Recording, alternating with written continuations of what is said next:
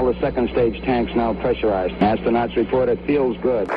T-minus 15 seconds. Guidance is internal. 12, 11, 10, 9. Ignition sequence start. 6, 5, 4, 3, 2, 1.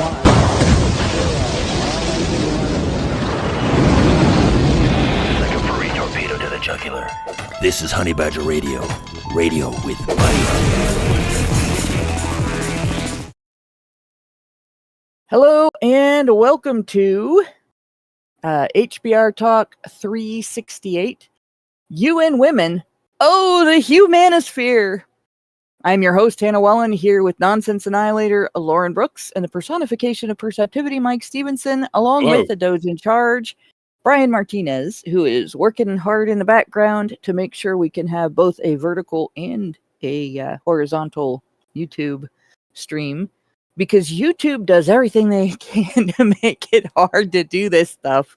But in the meantime, we have an interesting show for you. We are still on the same article, but we're going to jump around a bit because there is a link in this article that I kind of investigated, and it explains a lot about this so-called research. But before we get into all of that, we got to do what we got to do. As always, Honey Badger Radio dishes out a smorgasbord of thought-provoking discussions, and as experiences both recent and long past have demonstrated, the provoked thoughts are fighting back. They've made it clear that for people like us, relying on third-party payment platforms like Patreon to fund our work is treading on thin ice or building our house to the path of a rapidly growing wildfire. And I know that the President of the United States has done something to address that. And I've had people saying, you got to change your spiel, No. You have to understand, just like with universities and DEI, a lot of these payment processors are under pressure from banking organizations that used government policy as an excuse rather than being forced by government policy. So now that the policy has changed, they will simply find a workaround to continue doing the same thing. They just won't call it what they were calling it before. And so we are still at the same risk. It'll just come from a different angle, and it's quite likely that it's probably going to blindside a large number of people who think that they're safe now because the president said they couldn't do what they were doing before in the way they were doing before. So, we do still strongly encourage our supporters to switch at least their support for us to feedthebadger.com, the most stable way to help us out. And if you want to tip us directly instead of relying on any social media platforms tip jar, the link for that is feedthebadger.com/justtip. And we already have one from Richard Bier, which I will read momentarily. But first, as always, the same risk applies to our social media platforms, which is why you should further provoke the thought police by tracking our thought-provoking discussions on honeybadgerbrigade.com, where you can find your way to all of our content as well as a link to feedthebadger.com in the drop-down menu at the top of the page. And our super chat from Richard Bier was for $5. And it is specifically for Brian, but I'm going to read it for all of us because it's kind of interesting. I was looking at it before the show. It came through at 6:37 p.m. And I remember this movie. I saw it as a kid, which is really not... You should not let your daughter watch this movie, just for the record, right? So Richard Bier gave us $5 and said, Brian, I have to apologize for some incoming brain rot of the weapons grade variety that might be brushing up against being a violation of the Geneva Conventions, but Allison did request that I find something for her to react to. One of the videos actually has her referring to I'm assuming the person making the video, referring to the movie Pretty Baby featuring Brooke Shields as a documentary. I don't know, Lauren, do you remember that movie? I never watched that movie. I've heard people talking about it, but I never actually watched it. It was really something. My synopsis of this movie is essentially this, all right? You have a hooker. It's a bad way to start. Just saying, right? You have a hooker living in a brothel, and she works as a hooker, right, in the brothel. And there is an artist that is living in the brothel. He paints the hookers, and like that's his subject matter is making them look all Renaissance and shit, and raw and all that stuff, right? So he's very artsy fartsy, and that's totally his reason for being in the brothel with the hookers. Yeah. And it doesn't overly sugarcoat the way that being a prostitute affects the hookers. But in the meantime, the hooker has a baby. And the father wants nothing to do with her because she's a hooker, which is pretty understandable. So the baby grows up in the brothel, and that's Brooke Shields' character. Brooke Shields was like 13 or 14, maybe even younger, 12 when she played this part. Like she was a kid when she played. Like there was a little girl also that played the part for a few scenes. But in any case, the mother then abandons her in the brothel and goes off with some guy. So she's raised by the hookers in the brothel and the artist. And she gets to, I believe the movie portrays it as like 13 or 14 years old. And they sell off her virginity to the highest bidder. She is literally paraded around the brothel on a platform held by the other hookers. Jesus. And she's now officially a hooker because she's officially old enough. And this is very carefully portrayed in a way to demonstrate how bad it is without violating any censorship laws and stuff. So it upsets her being put into that situation upsets the artist, and so he rescues her from the brothel, but then he marries her, and Jesus. They sleep together, and there's a sex scene with them too. So she has a sex scene with an old guy, and then she has a sex scene with another old guy. She has scenes where she's portraying having witnessed sex scenes. Like, it's really inappropriate material for a child to be involved in.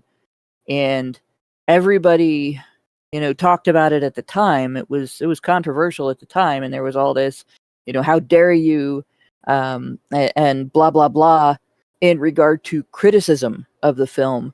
Rather similar to the way critics of Cuties were criticized. This is progressive. This demonstrates, what's wrong with this system and this situation and the misogyny and the blah, blah. Actually, you just exploited a child for entertainment, Hollywood. Don't give us that bullshit, right? Mm-hmm. So there's quite a bit there, but the movie is not a documentary.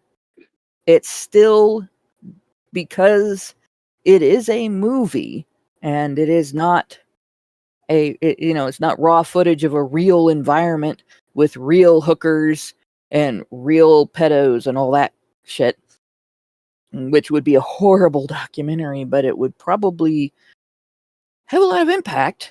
But it glosses over a ton of shit that if you just showed it like it would be in real life, if it was happening in front of you, audiences would have been absolutely horrified. Nobody would have accepted it. It would have been immediately a cause for arrest of a whole bunch of people. Like, none of the arguments, for the making of the film would have been made. So, yeah, that definitely was not a documentary. Like, it's equivalent of calling Pretty Woman a documentary. Yeah. It's like huge bullshit argument. Right. So yeah, that movie, and she's had some things to say about that movie as well. It's not a cut and dried thing for her, but I think, or at least it wasn't in the few quotes that I saw. But she definitely acknowledges that it wasn't the best thing that ever happened to her. Also, and like at that age, she had to rely on her mother consenting for her to be in this movie. And like if I had raised a kid that wanted to be an actor, besides the fact that I would have tried to redirect their creative energy away from Hollywood because Hollywood eats kids, Mhm. that wouldn't have been the type of film. Like maybe, Allegedly. We don't yeah, know they no. eat kids. We only know they rape kids. They eat kids like a meat grinder eats hamburger. Not they might like literally cannibals eat eat kids. kids. Well, that's true. They might. There is that possibility. They do suck their blood. I mean, that's common knowledge. I mean, that counts as Yeah. eating, doesn't it? Kind of. Yeah. Does soup Yeah. count In as fact, eating? depending on Nobody your religion, blood transfusion might even count that way. But yeah, no. It just, having seen it, like I can honestly say that movie never should have been made. Never should have been made. And I mean, that wasn't the only one, right? The Blue Lagoon is a whole nother story. That movie probably also should never have been made because I think she was underage for that too. So yeah. Any case, there is our super chat from Richard Pierre. We have one from Meredith G gave me the information. Good, I don't have to look it up. Meredith G gave us $5 and said, HBR Talk 368, Honey for the Badgers. FYI, Brooke Shields was 11 years old when she filmed Pretty Baby. Jesus Christ. 11. Yeah, that's no way. You shouldn't be exposing a kid to that at 11 years old. Right? That's Hollywood morality. That's an oxymoron, Senior Sticks. Yeah, when I was 11-year-old, I was working. I had a job with my family photo business. When you do portraits and weddings and stuff, you use multiple rolls of film, and each image corresponds to a negative. And on 35 millimeter film, each negative has a number under it. And it'll either be 1 or 1A, depending on the position the film ends up in when you run it through the camera, when you load it in. Sometimes it gets a little off center, so it'll be an A roll instead of a number roll. But aside from that, if you have 8 rolls of film, you can't just say, I want image number 1 or image number 16 or whatever on your 35, your 36 exposure roll, on your 35 millimeter film, because there are 8 different images number 1 and probably 8 number 16s as well. And there might even be 2 or 3 A rolls. And in fact, I once numbered a wedding where there were several A rolls. So you letter your rolls from B through however many, however far into the alphabet you get. And then you, on the back of the proofs that people are looking at to see which pictures they want to order, you write the corresponding letter of the roll of film and the number. And this process takes time, right? It's not a lot of work. There's not a lot of effort that goes into it. But it is time consuming. And it's the kind of thing that, you don't want to sit around and do all day if you're an adult and you have other work to do. So during the time when minimum wage was, I think, like $3.85 an hour, I got paid $1 a roll to do this, which essentially amounted to me getting paid like $6 or $7 an hour by my parents to do this. And it was like a few hours a week. It wasn't really that much work, but it was income, right? And I had book money, and You know, I could go to the bookstore and get myself some books and comics and a candy bar for me and a candy bar for my brother, and then make him really happy and feel like a big girl because I bought my brother a candy bar and all that stuff. So it was really neat, right? That was my experience of working at 11 years old. I can't imagine what it must have been like for Brooke Shields to do this at 11 years old. Like, horrible contrast there. But in any case, there you go. And of course, I will say that did foster a bit of workaholism in me because I got the I can earn money bug real early there. But I mean, a lot of boys do that too. They get paper routes at 10 years old, or they start mowing lawns at 11 or 12 years old, and it's the same thing. Look at all this money I got. $20. I can buy. You know, back then that actually would buy you a couple of video games. Mm-hmm. So. But all of that said, we are going to get into some swampy shit today. This is nasty stuff. So if you thought, you know, the discussion here too was the worst you were going to hear, no. So we have been looking at this article, UN Women Explaining What the Manosphere Is, right? And we just finished learning about the stereotypes that women in the manosphere, promoting myths and hierarchies that hold women back, and their surveys and blah blah blah. So now they're going to talk about data. See, they can't just make these claims, right? They got to prove it with data, but they're not going to give us the data.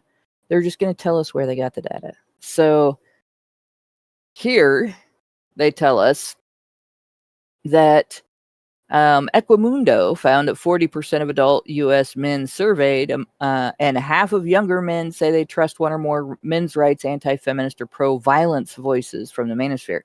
So let me explain what they did there, okay?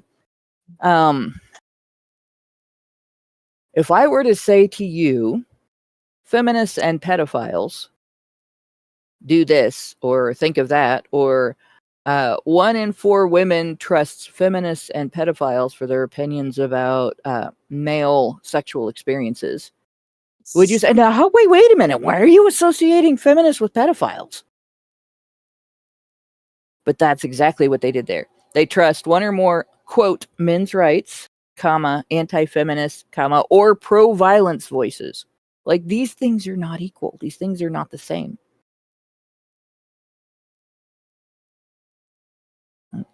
Not So, even remotely. And where they got this pro-violence? Who the hell is pro-violent over on this side of the tracks? You know? Yeah. There we go. You go. This is your one and only men's rights website where we talk about why we should all be beating women. They might be at referring Checkers, back. at Checkers, guys, at Checkers.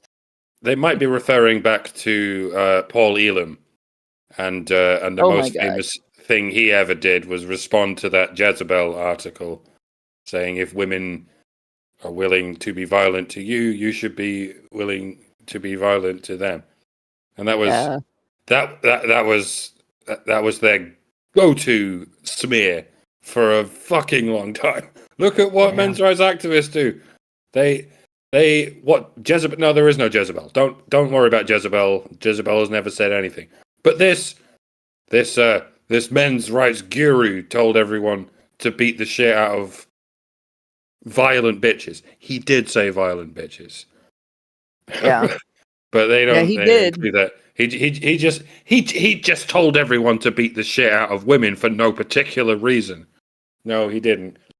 He responded to a Jezebel article where a bunch of rabid feminists told their story in glee about how they would beat the shit out of their boyfriends and husbands for having breast cancer and shit like that. And he went, all right, let's tone match.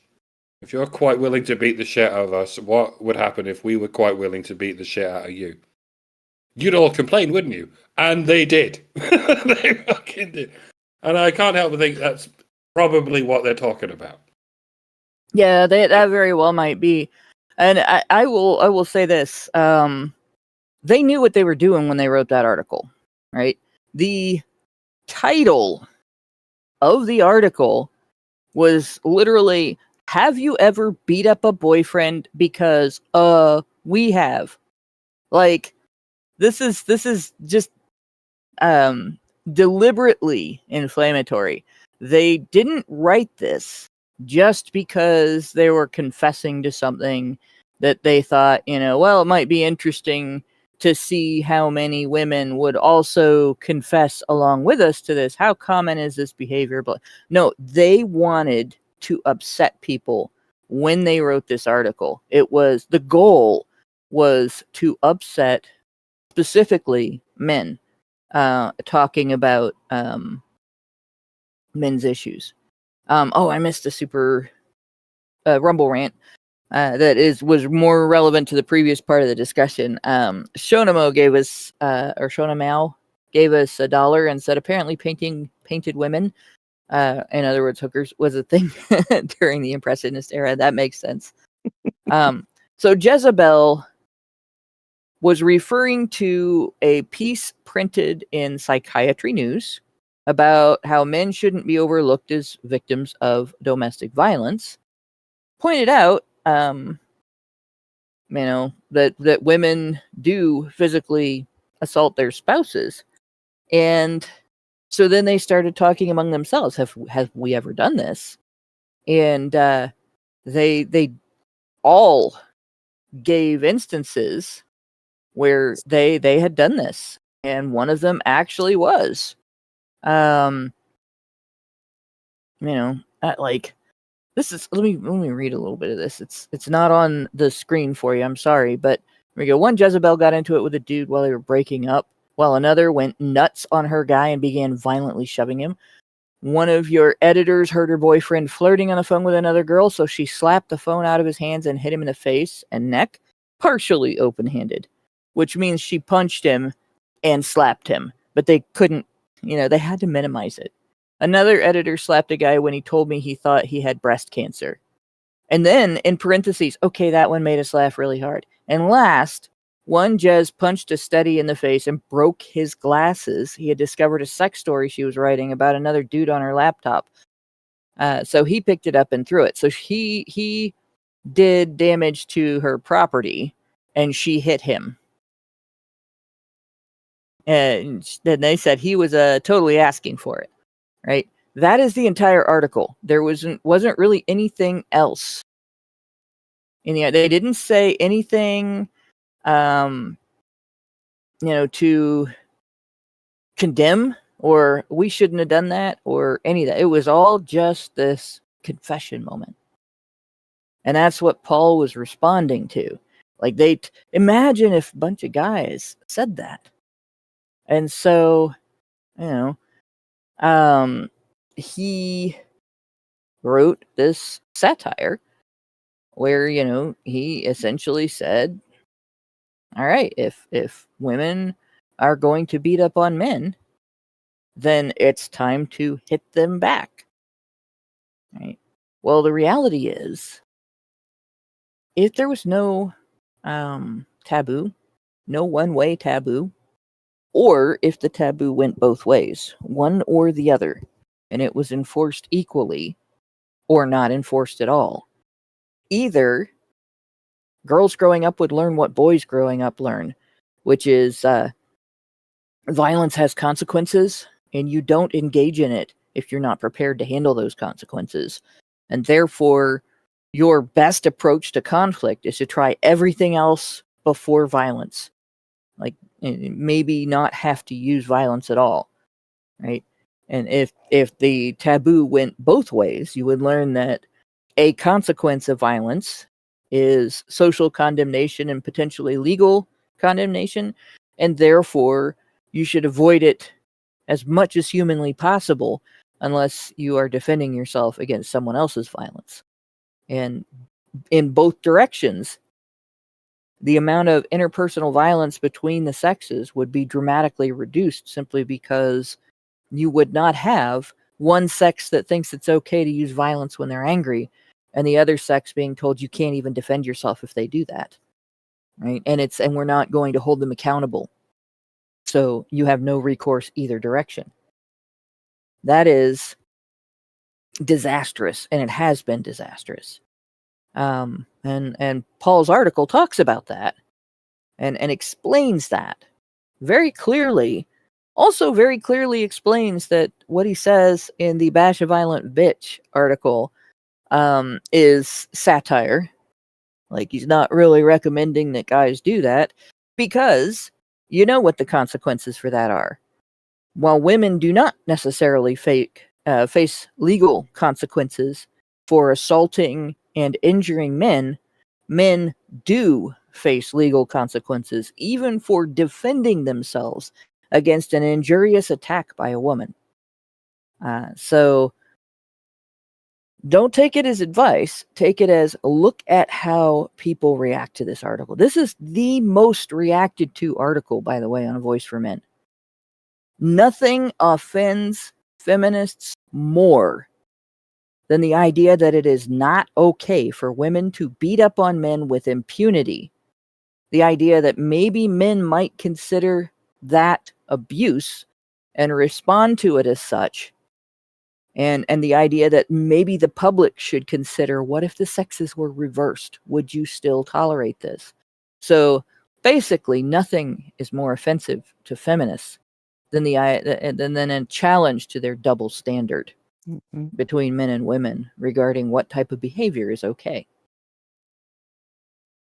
Yeah. And yeah, this clocks with that. You know, if their goal was to piss people off with that article, it damn sure worked. At least on me. Oh yeah. When I saw that, I was mad. Yeah. I can't imagine, right? Imagine being a guy and trying to talk to your girlfriend about having an issue that is primarily attributed to women. Now, there was a time when I was reading statistics on breast cancer, and they said 1 in 6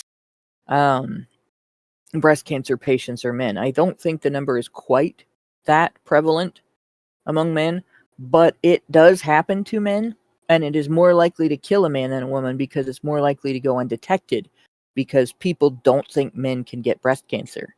Mm-hmm. But men have all of the same types of tissue in the pectoral area that women have. It just doesn't develop the way women's develops, because men are not dosed with the hormones that women's brains dose them with.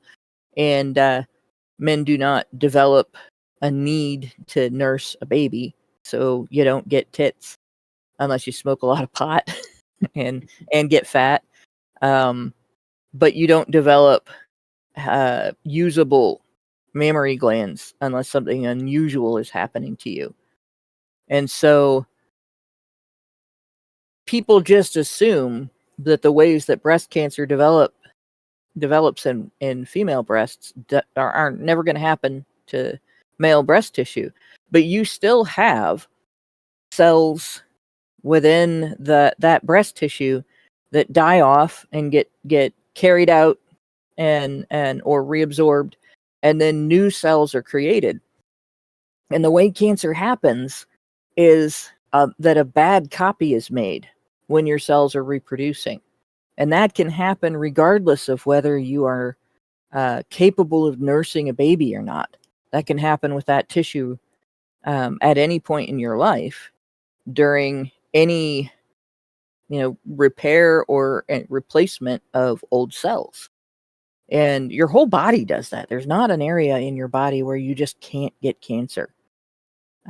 So even in the brain that doesn't really grow a lot of new cells, you can get cancer. So it's bullshit to just like get mad that a man might be worried about that, because if you have symptoms, you should be concerned. You should get checked out. It's probably not that much fun for a man to have a mammogram, It'd probably be, they probably would do ultrasound, because it's kind of hard to squeeze a pectoral muscle that doesn't have fatty tissue and stuff in the vice grip they put women's breasts in for mammograms. But it still would be important, because you still can die from it. It still can metastasize. It still can spread through your whole body. You can still develop other organ cancers from it. Like, the idea of slapping a man for having a concern like that is ludicrous. It's probably the most offensive thing about that article. All of the aspects are offensive, but that just really probably pissed me off the most, because that was a man making himself vulnerable. He was already afraid of something, because cancer is scary shit for everyone, regardless of age, race, religion, sex. There's no demographic in the world that is impervious or immune. It's scary for everyone. And rather than being a partner and loving him and caring about him and talking to him about his risk level and what steps he might take to mitigate the risk that this might become a deadly problem, or a disfiguring problem, she hit him. Like, what the fuck, bitch? Why would you do that to somebody you profess to care about? What is wrong with you fundamentally that makes you respond to his vulnerability and his need for your advice and help and consideration by hitting him? Like, there's a woman who nobody should ever date her. Mm-hmm. Nobody should be alone with her. She's dangerous.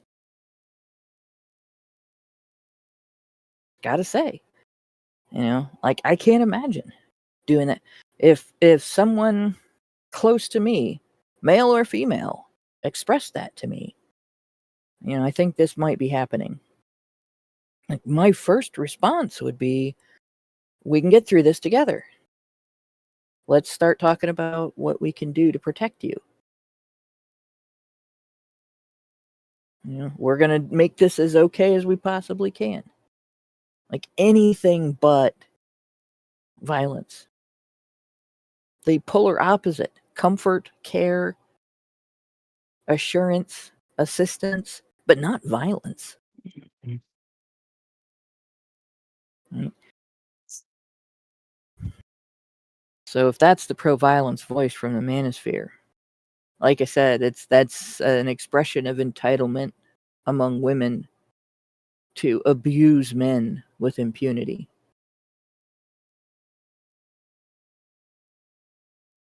And Meredith G says, there are women who can't handle when their partners show any kind of weakness. Yeah. Some women don't understand what a relationship is. Right? If they're not invested in their partner's welfare, emotionally invested in, their partner's care and personal experience and so on, like, then they shouldn't be with somebody. Just be alone if you don't want to have any focus on, is this person okay? What can I do to make things better? Are we enjoying ourselves together, our time together? What can we do as a couple to make that better, and so on? Like, if you're just going to be taking and not giving and not focused on anything you can do for your partner, get a servant.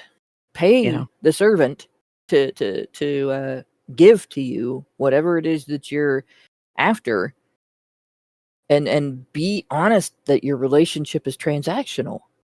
Don't date. Jeez. Yeah, there's a lot of women that just don't know how to be alone. They can't handle being alone. So again, it's not, they're not entering into these relationships because they want to they have someone that they care about. It's what can you do for me? Yeah. And it's not fair. It's not fair to either one, because you don't grow if you're like just constantly being given whatever you demand, and never actually looking inward and trying to do the work to fix whatever psychosis is going on in your mind. Yep. Yeah, if you're a woman and you're listening to this and you're offended at what I said, get help. Explain, go to a therapist and explain to the therapist why you thought what I said was offensive. And I'm sure the therapist can explain to you what you need to change in your attitude, because the problem is definitely you. There's no bones about it. Like, it is not normal to treat people the way the women that wrote this article treat their partners. Right? There's something wrong with every single one of them. Yeah, that said, if your partner attacks your property and destroys it because they're angry with you, that might be a reason to leave the relationship if you're not married, and it's definitely a reason to get therapy if you're going to stay. Yeah. But it's not a reason to hit them because they didn't hit you. You should never use violence for anything other than a defense against a violent attack. So, going on with this, after they've poisoned the water here, which they've done repeatedly throughout this article, I will point out,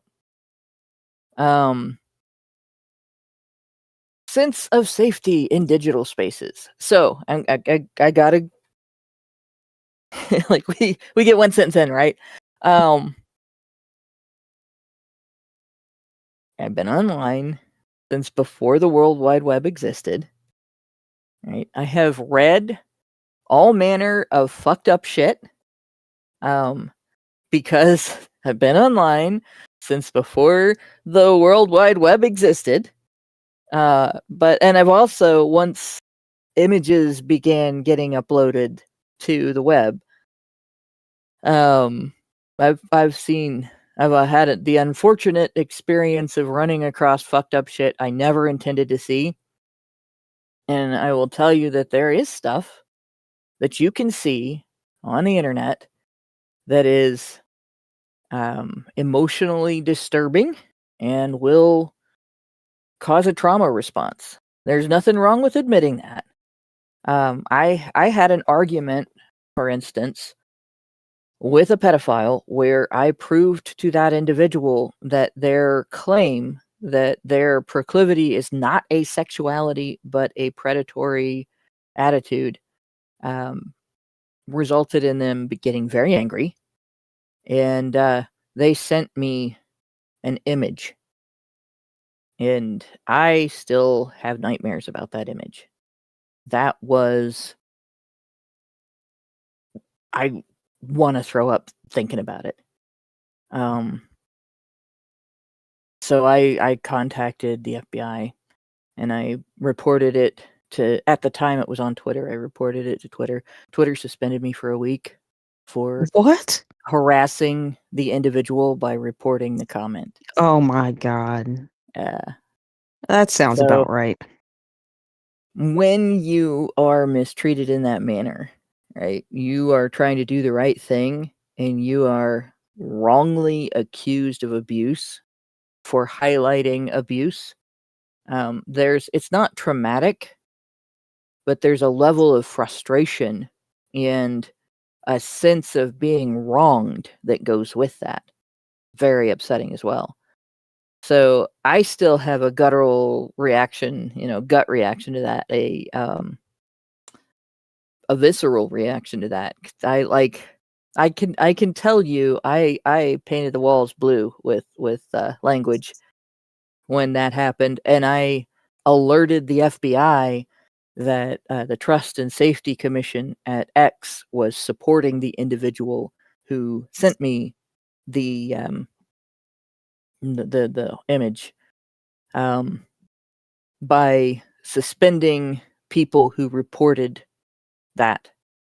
And I never heard back from anybody. And, now I know that at the time that happened, all the operatives within the FBI that had been investigating things like that had been redirected to the to promote the Trump-Russia conspiracy hoax. Mm. So, nothing got done. To this day, I don't know if that image ever was addressed by the FBI. Nobody ever contacted me, nothing. And there's a bit, because I was a victim as a child, there's a bit of trauma associated with that too. All right. So to acknowledge that, yes, that can be emotionally traumatic, right?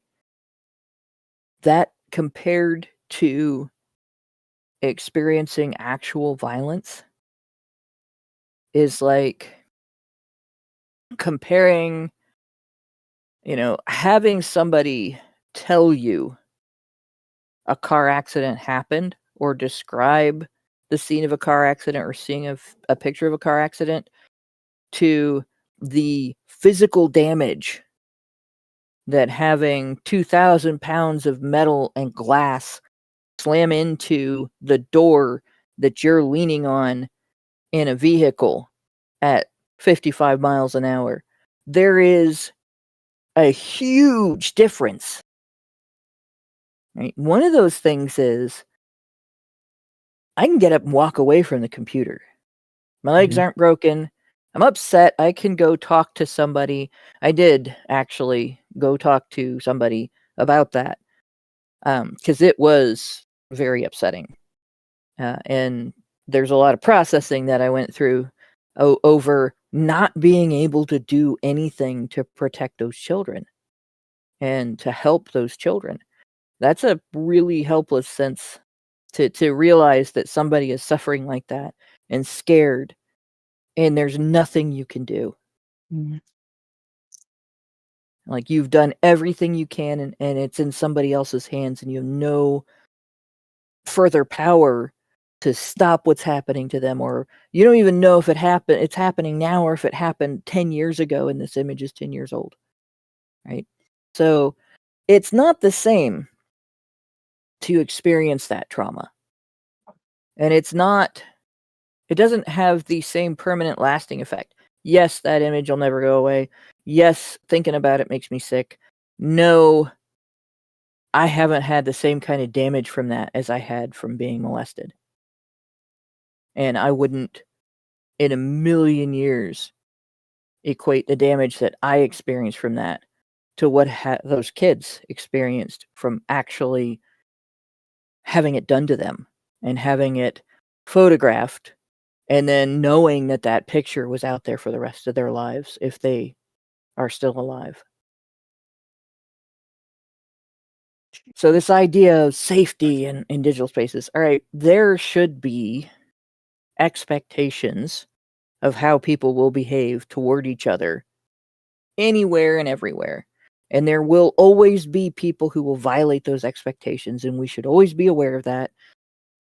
The way to handle that is reporting systems with law enforcement. If somebody violates a law, like, creates an illicit image of children, that should be something that you should be able to go to law enforcement for, and they will investigate it. And if they're able to trace it back to the person who sent it, and social media and other websites where people are allowed to post things should cooperate with tracing that back, because it is children that are being harmed. That is something that should be handled by law enforcement. It shouldn't be, this idea that you can't talk to people because these things happen, and you can't criticize people politically because these things happen. That's safety in digital spaces, in my opinion. And the other end of that is the laws that are being promoted now to control digital spaces in the name of protecting children from predators. Right? Guess what I did to protect my kids from online predators? I bet. Yeah. There was a certain age prior to which they were not allowed on the internet at our house. And when they were allowed, when they finally were allowed, it wasn't in the privacy of their room away from mom and dad. Right? It wasn't on a phone where we couldn't see what was going on. Well, back then the phones didn't have the same capabilities, but their computer screen faced out into the room, and we could see and hear what they could see and hear.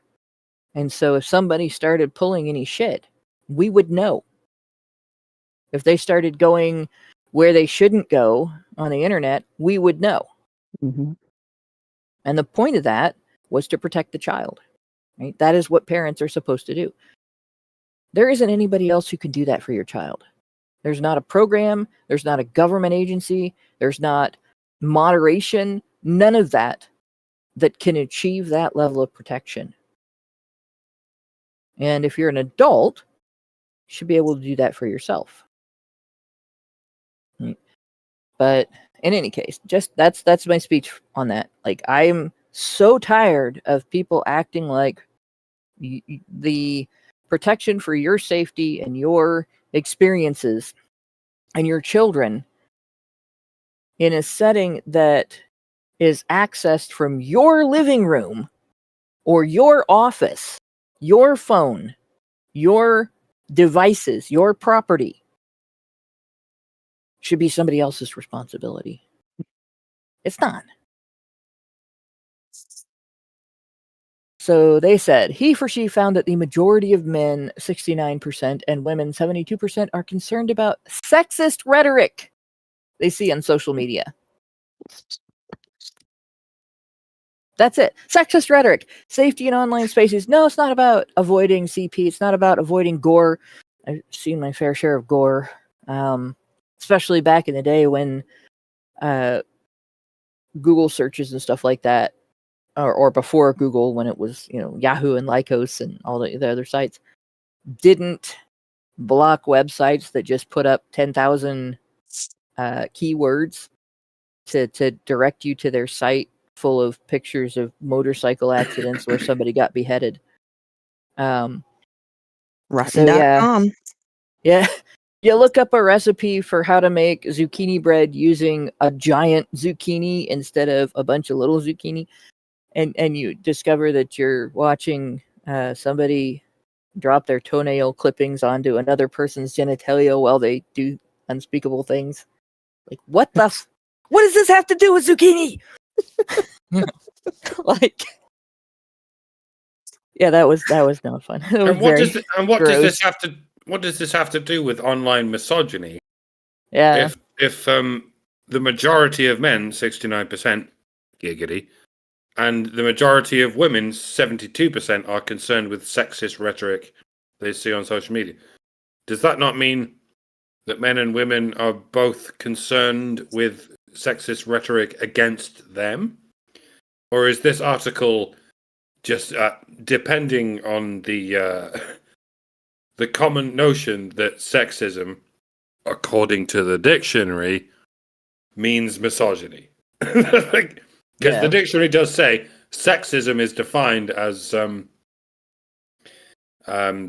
bias against a certain gender, especially women. It does say that in many dictionaries, especially women, which is a sexist proviso, a sexist constraint, a sexist pentameter, especially women. Like, I don't know what they're trying to say to us. Are they trying to say that, men are also concerned with sexist rhetoric, and by that we mean rhetoric against women? I think that's what they're trying to say. I don't know why they would say that unless they think that's what we're trying to get. What they're trying to get across, that men and women are equally concerned, almost exactly equally concerned, with sexism against women. I think that's what it's about. I think they're just neglecting the very idea that there is such a thing as sexism against men. Because otherwise this point wouldn't make sense. Yes, I'm very concerned about content online that's sexist against men. That's why I have forged a career in pushing back against that bullshit. But well, the answer to your question is that this link that they supported that with here, one global study. Oh no, that's the wrong one. He for she. Okay. Risks of online violence. So that's great. If they're talking about sexist rhetoric. All right. Yeah. Fair world for women and girls. And International Women's Day. So this basically goes to the IWD website. It is clearly not to the original article, but that tells you right there that it's all misogyny. They're all concerned about misogyny. They're not talking about misandry. They're not talking about hashtag kill all men. They're talking about go make me a sandwich. they're not talking about I am the table. Give me all the Gibbs. I will never give you any of the Gibbs. They're not talking about that. That's not sexist rhetoric. That's just normal. Nope. They're not talking about the women that go on Twitter and say that men don't deserve the same legal recourse if they are sexually violated because they can't get pregnant. And therefore their bodily autonomy doesn't matter. They're talking about the sexist rhetoric in quotes where you say, you know, if she grabs a guy by the shirt and drags him off into another room and goes in there and fucks him, that it is then unfair for her to say that she did not consent, even if he didn't ask whether or not she was okay with what she was doing to him. Right? That's sexist, according to these people. But it's, according to these people, not sexist to say that men's bodily autonomy doesn't matter because they can't get pregnant. It's just transphobic. Yeah, so here's another thing about this, though. All right. So now that we have determined that it is 69% of men and 72% of women are concerned about online misogyny, which is what they're really saying here. All right. That's the majority of both sexes. All right. So you patriarchal bastards are fucking it up again. Okay. You are not supposed to care about this in large numbers if you're going to be the patriarchy of feminist imagining. Stop that. Bad patriarchy. Just saying. Like this idea that we're in a sexist environment, that women are subject to a constant battery of sexist attitudes and all that bullshit. Kind of undermined by the claim that not only are 72% of women concerned about this, but also 69% of men. Right? If this was the environment that feminists describe was real and true, that number would be significantly smaller. It would only be feminist men, right? It would only be the men that feminists approve. It wouldn't be the majority of men going, you know, this is bad and nobody should be doing it. Risk of online violence. One global study found that 58% of girls and young women have experienced some form of online harassment.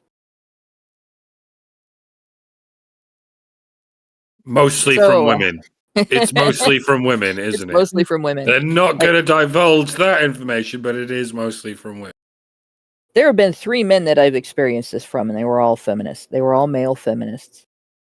One of them was, he went by the name of God Evolves. And that guy. Yes. That guy. The guy that was triggered by bread.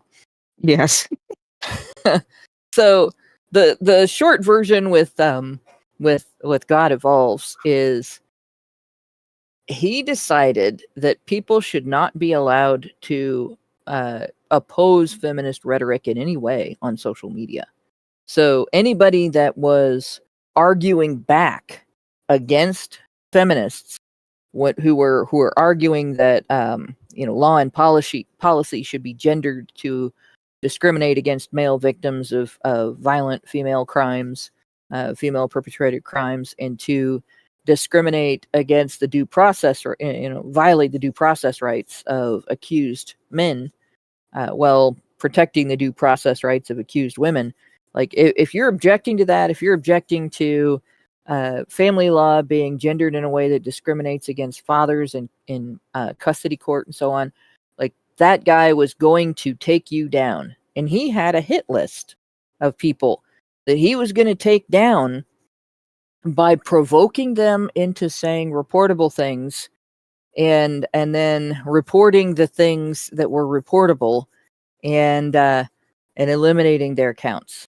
And he went through several people on his hit list. He got Karen, because she asked him if he was retarded, and he said, that's it. He just reported it, and of course she appealed, and because she had asked, she, in her appeal, she said she was legitimately checking.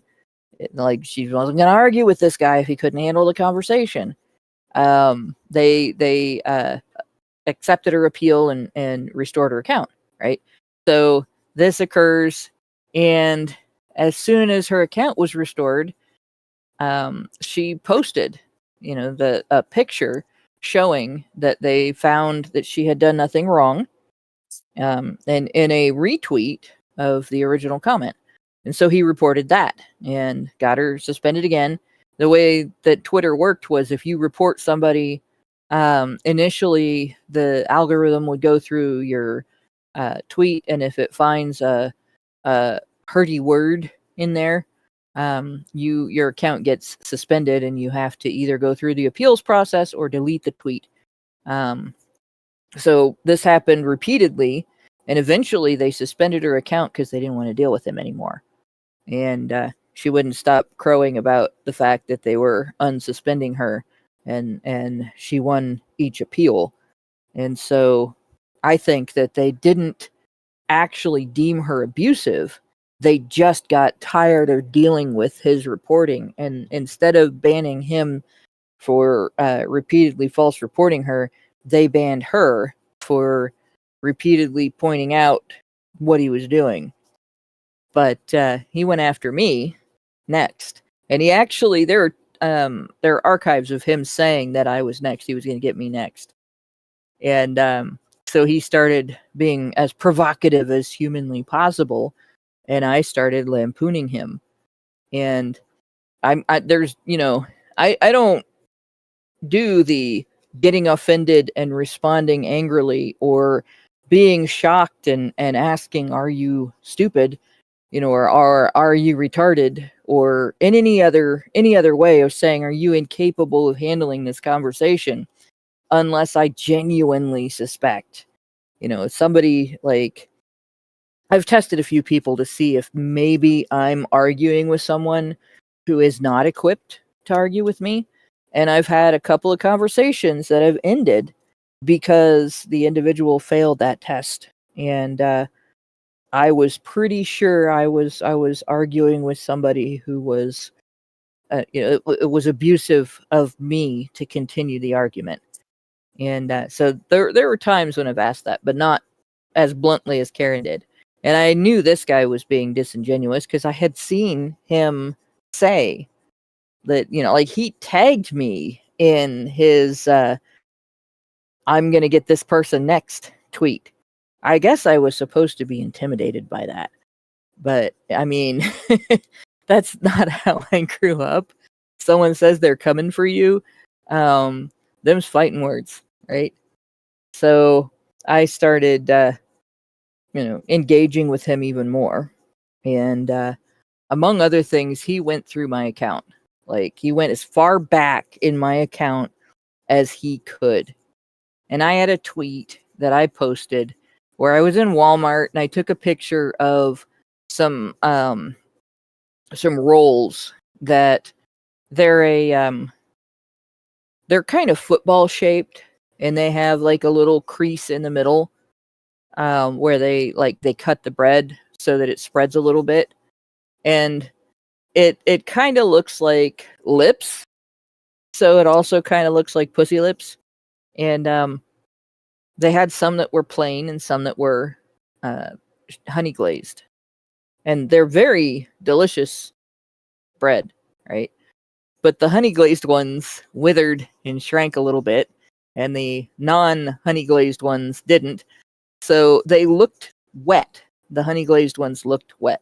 And all I did was take a picture of the case with these in it, and in fat text, I posted before over the ones that were still fat, and in skinny text, I posted after over the ones that were withered.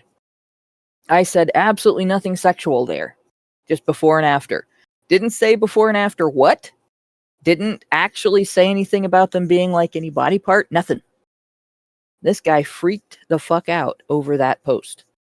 And I just, like, he actually retweeted it. Tell me this isn't about the vaginas of young women who have had sex. Like, way to tell on yourself, dude. Right? So I had a lot of fun. I posted dozens of images of bread made specifically to look like sex organs. Like, there were a whole bunch of like dick breads online. There were some that were accidental, and people posted pictures because it was funny. And then there were some that were clearly quite deliberate. Dick bread, boob bread, all kinds of weird looking. And he just continued to freak out. You pervert! What's wrong with you? Blah, blah, blah. So finally I posted a tweet. You got triggered by bread with the images, right? And he reported that, and it didn't work. And I ended up getting him into a knockdown, drag-out argument between something like 26 people.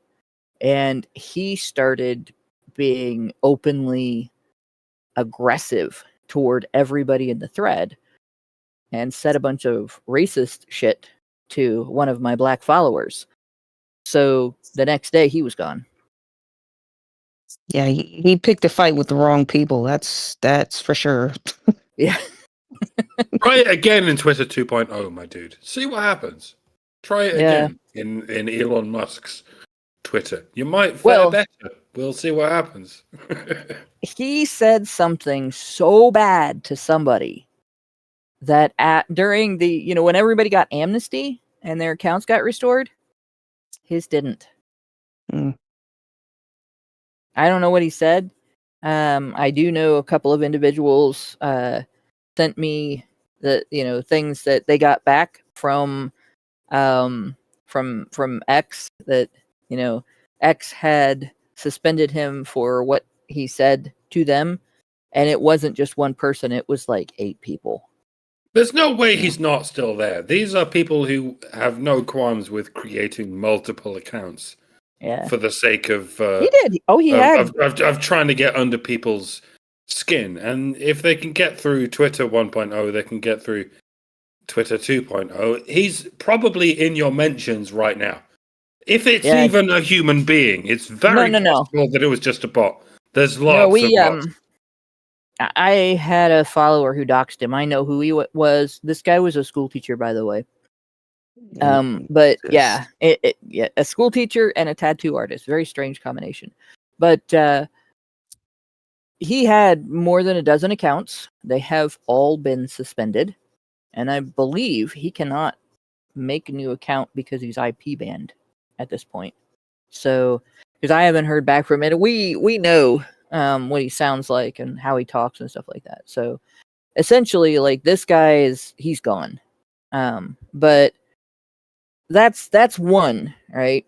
I have had to block feminist professor Michael Flood on X, right? For the same reason, actually, that I have Natty blocked.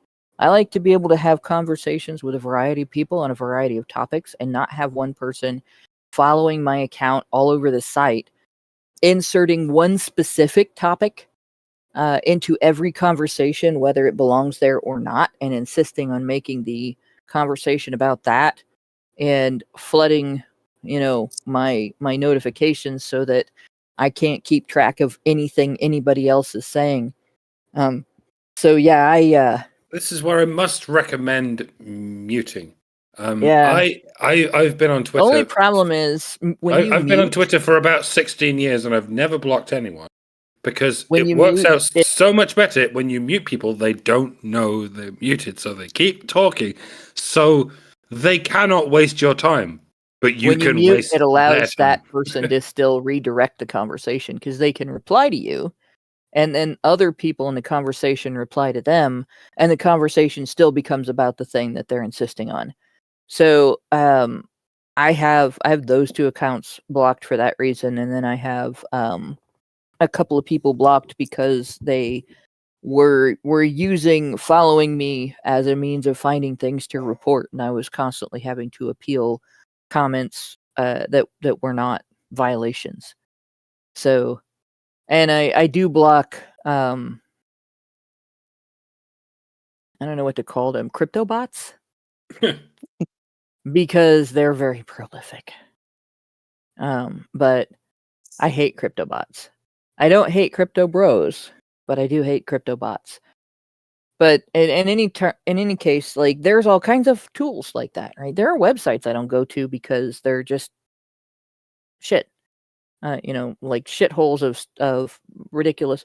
You won't find me on Threads. You won't find me on the blue whatever bullshit that was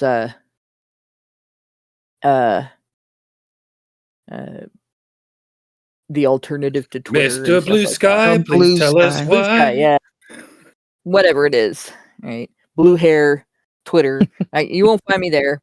There have been a couple of social media sites that people have invited me to, and I've gone in there, and like 90% of the discussion is just absolute misery, and it doesn't matter whether it's political or not. I'm like, I don't want to do this. Bye. You guys enjoy.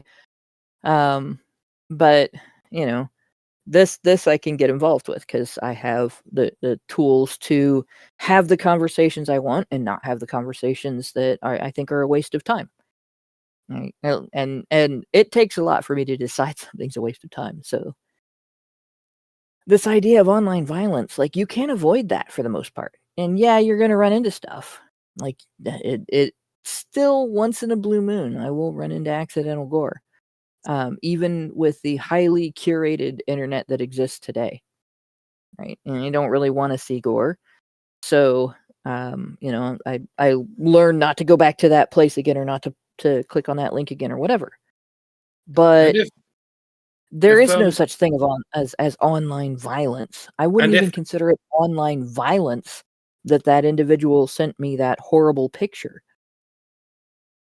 Violence is physical.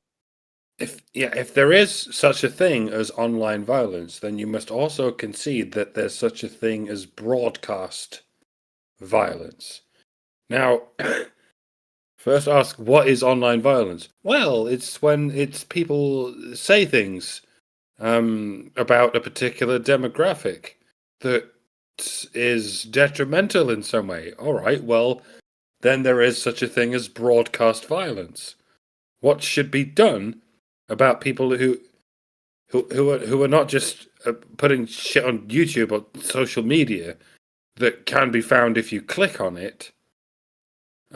Consider what's happening with broadcast television and broadcast newspapers. Like, that's being, particularly broadcast television and radio, it's already in your home. It's being beamed into your home through electromagnetic waves. It's in your home already. And this is why people were so cagey about it for so many decades. You have to be very polite when what you're saying is being broadcast into every house in the nation all the time. They might not be picking it up, but it's in their house anyway. So that means you're very much a guest in their house. The signals that you're broadcasting are guests in their house. So you have to be as polite as possible. Far more polite than anyone on the internet has to be. Because you can't pick up any information from the internet unless you click on it specifically. Whereas broadcast television, all you have to do is turn on the fucking television. And it's immediately in your face. And what do we get from broadcast television? Is it misogyny? No, they're doing their utmost best not to be misogynistic, but they don't give a shit how misandric they are. So for all this shit you're talking about, what misogynistic shit is happening on the internet, as and when you click it, you might want to ask yourself how much misandry is being broadcast into your house. It's right there, right now. The electromagnetic waves from broadcast television, they're in your house right now, just waiting to be received by the television you have. Does anyone give a shit about that? I would say to you that you should be. Because for all the shit you talk about, the misogyny that goes on online, on demand and only on demand, there's 10 times, 100 times as much misandry going on in your television and in the electromagnetic waves that are being broadcast into your home right now at all times that will only give you one side of the story. And it's men oppress women everywhere and always have. And somehow, that's okay. That in almost every country across the world, state-sponsored and state-regulated media is practically forcing everyone to believe that women are victims of life and men are their oppressors. And we're acting like this is normal. But it's not. It's typical. It's very typical. It's what governments do. They just naturally gravitate to this idea that men oppress women everywhere and always have. And it's just perfectly fine. It's just perfectly fine if you transmit this message that men oppress women everywhere and always have. You transmit this message to everyone's home, at all, to everyone's television, to everyone's radio, and indeed to everyone's internet. And this is perfectly fine. This is perfectly fine. Yeah, men oppress women everywhere and always have. Why would we not tell people this? It's obviously true. I can't even odd even. I can't even begin to even odd even. I should stop.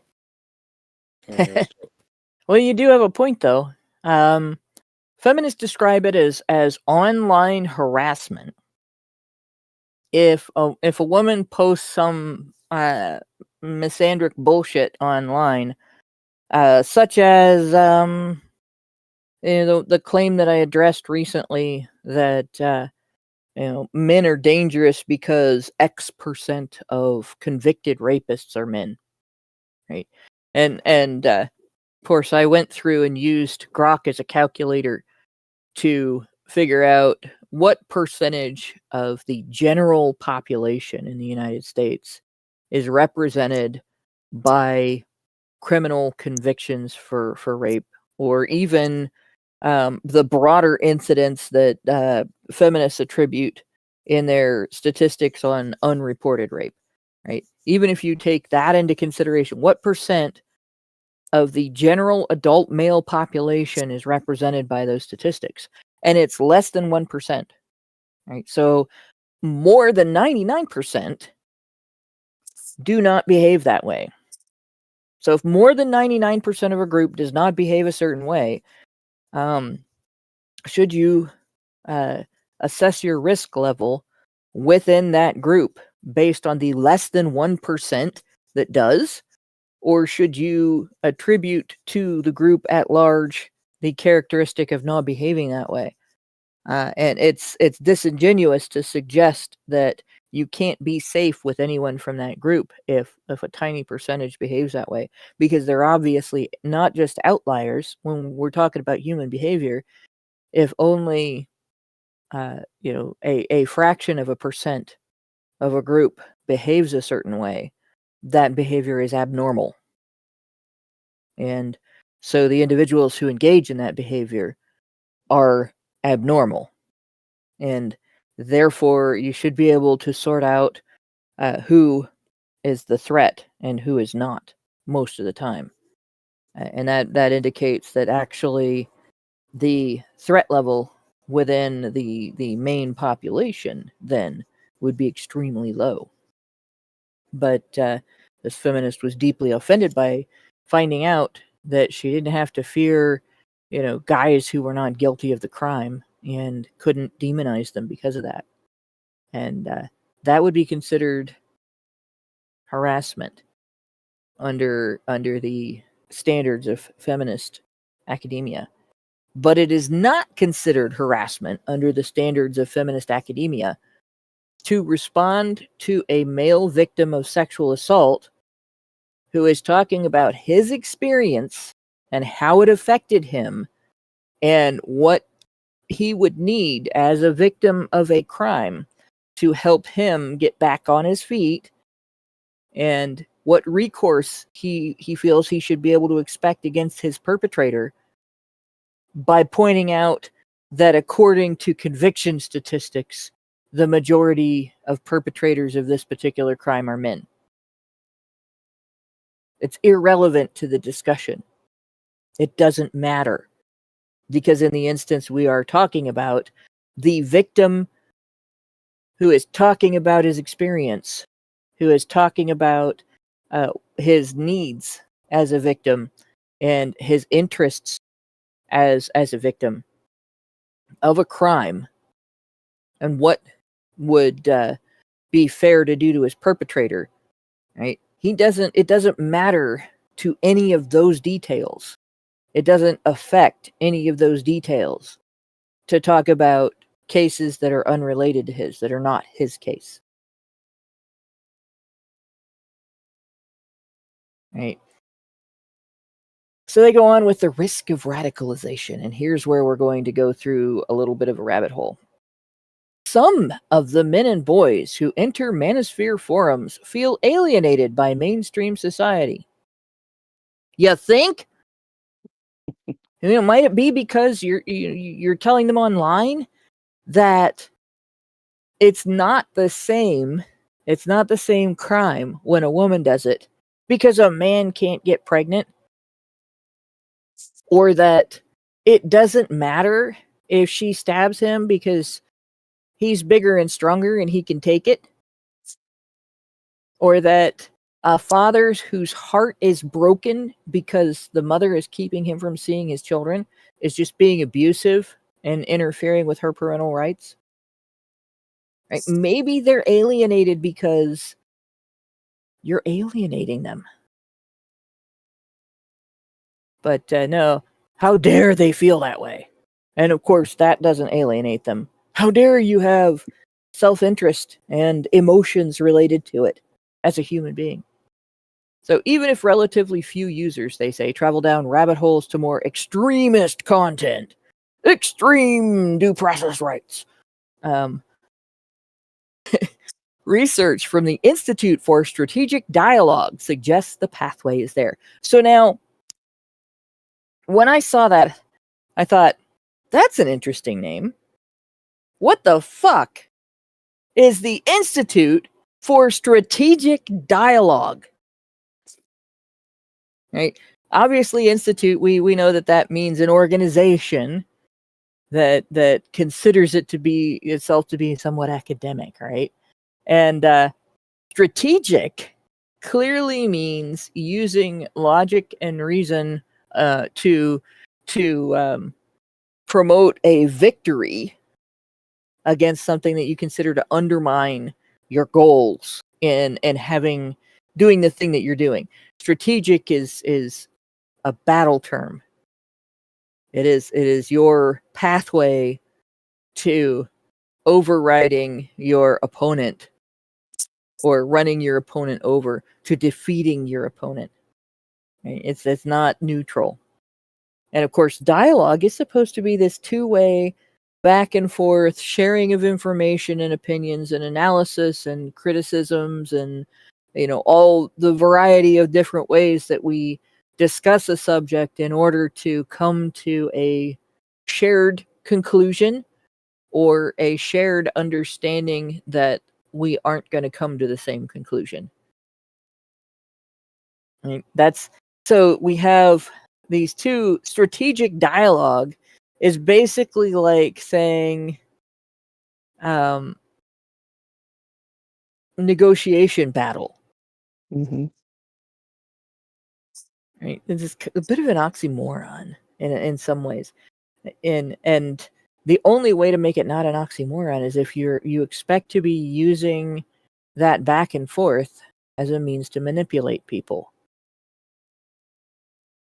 Strategic dialogue is how you sell things. You have a strategic dialogue in the store when you're trying to get someone to buy this particular brand of lawnmower or camera or car.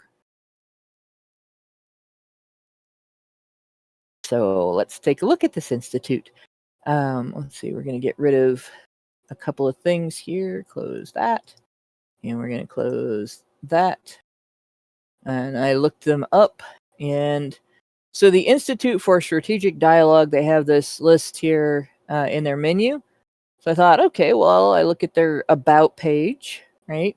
Their About page doesn't have a list, a sub-list, subheadings. It just goes to this page that, there we go, powering solutions to hate, extremism, and authoritarianism. But it doesn't really explain what that means. Just says it.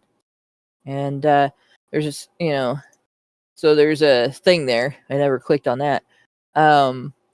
They have a Eradicate Hate Global Summit on addressing how extremists and hostile states exploit global issues. So you can sort of get an idea of their position. The place from which they are critiquing is the presumption of extremism, the presumption of hate, and the presumption of authoritarianism. So it says they're dedicated to safeguarding democracy, which democracy has become a communist dog whistle for using essentially brute force attacks similar to the hacker type of brute force attack, except in terms of politics. So brute force political attacks to override broad swatches of the population in terms of their individual rights and their boundaries. By reversing the rising tide of global polarization, extremism, and authoritarianism. And their description of this: the mobilization of extremist groups, hate mongers, and conspiracy networks is increasingly amplified online by authoritarian states and hypercharged by social media products and algorithms. So what are they saying here? This is essentially saying that social media sites and governments are not doing enough to shut up people that these people disagree with. The resulting go ahead. It's the trust and safety board all over again, just on a larger scale. Very much so. The resulting mainstreaming of extremism and rise in authoritarianism pose a threat not only to public safety and national security, but also to democracy and human rights around the world. Their response our response since 2006, ISD has been at the forefront of analyzing and innovating solutions to weaponized hate, state, and non-state information operations and extremism in all its ideological forms. since 2006. That's scary. Not quite all. They were in this before. all its ideological forms. You're kind of ignoring a lot of them, aren't you? Yeah. Fucking authoritarianism. Quite a lot of that happened roughly 5 years ago, didn't it? Mm-hmm. And we don't hear much about that anymore from the powers that be. They don't go like, remember what happened 5 years ago? Do you remember the authoritarianism? No, it's not. No, the authoritarianism is men existing. As long as men exist, we have to deal with this authoritarian crisis. Yep. But if any men express any libertarian ideas, well, they're just a bunch of fucking lolbuts, and they're misogynists as well. Like, how bad does it have to get, people? Like, how much shit does this government have to put us through while they're telling us that women are better than men? Like, how much shit do we have to put together before we notice that the more feminized the government has become, the more authoritarian it has become? And not even in a good way. It's authoritarian in the sense of safety trumps freedom. You could say that there's a form of authoritarianism where freedom trumps safety, and yes, that could be feasibly undesirable. But we haven't seen much of that. What we've seen is safety trumping freedom. And pardon my balls, but I don't think that's the fault of men. I think it seems to be women who push for safety and men who push for freedom. And the worst kind of authoritarianism comes from, well, women pushing for safety. Because it's conceivable that men pushing for freedom could become authoritarianism. If you can find some way in which freedom means authoritarianism. It generally doesn't work that way. Safety equals authoritarianism. And that's why we found ourselves in this predicament. Because we gave the earth to the hose. And what the hose want is safety at the expense of freedom. And that's how that's how we got ourselves into this predicament. Because we gave the earth to hoes who want safety and who do not give a shit about freedom. And they end up getting neither. Exactly. Interestingly, these are people that will call you authoritarian if you tell them that they are not entitled to reach into your wallet and take your money to pay for their abortion. Right? They don't consider it authoritarian to tell you that you cannot, on social media, express objection to their intentions to reach into your wallet and take your money to pay for their abortions. That's freedom for them from being harassed for their sexual choices, right? And their reproductive choices. And it doesn't matter to them that what they are saying is that they have the right to confiscate your property to fund their lifestyle.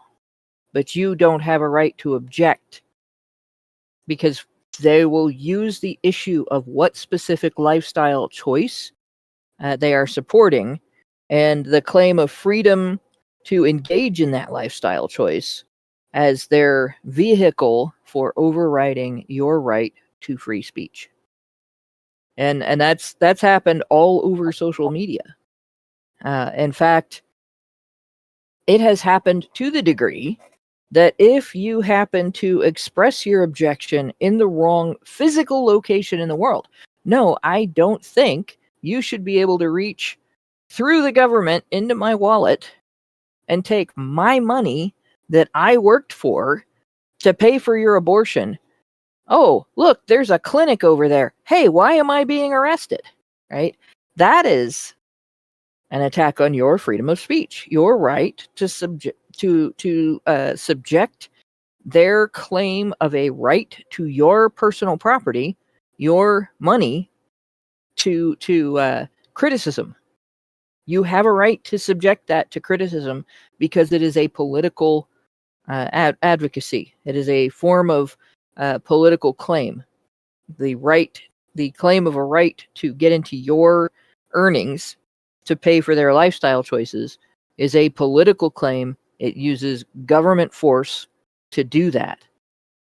But because feminists have fought so hard to protect abortion, if you're standing across the street from an abortion clinic, when you say that, or on the same side of the street in some places, but in other places, it's across the street or within 500 feet, even if you're in your own home, even if you're live streaming and you say it, and the people who hear you aren't at the clinic, but halfway across the country or halfway around the world, you are breaking some law as to what you can say about this particular issue. And if they can do it with that issue, they can do it with any issue. Right? It's not limited to one thing. Abortion isn't sacred. In fact, it's the exact polar opposite. But feminists have defined it as such, and anything that they define as sacred in that manner can be used in the same way to attack your right to criticize government action that confiscates your property or limits your freedom of movement, freedom of association, freedom of speech, and so on, for the express purpose of protecting someone else's feelings, which is what's being done in that circumstance. So they go on, and this is a. Remember how I say, we've been told that we're going overboard by talking so much about UN Women because they're an irrelevant organization. They're not actually part of the UN. They don't have any influence or anything like that. But they are an aggregate for feminist discussion that does influence government organizations and also nonprofit organizations that influence governing bodies, in particular legislative bodies, policymakers. This is an example of how they do that, right? They take stuff like this organization would have no influence anywhere if it wasn't for the fact that feminist organizations that influence governing bodies promote their shit. So since 2006, this organization has been doing this. Our teams work internationally in 30 languages and in every global time zone to detect and prevent threats to public safety, national security, and democracy. Meaning that they use their position as an academic and journalistic aggregate of information to inform changes in law and policies in countries all over the world in ways that affect the freedom of speech, association, and movement of any group that they oppose. And then they go on and describe they combine best-in-class digital research technologies and methods with in-depth subject matter expertise in state, for example, Kremlin, CCP, Iranian, and non-state terrorist, extremist, conspiracy threat actors delivering contextualized threat intelligence to their partners in real time. So they are essentially analyzing what comes out and then advising the governing bodies that they are in contact with. And when they do that to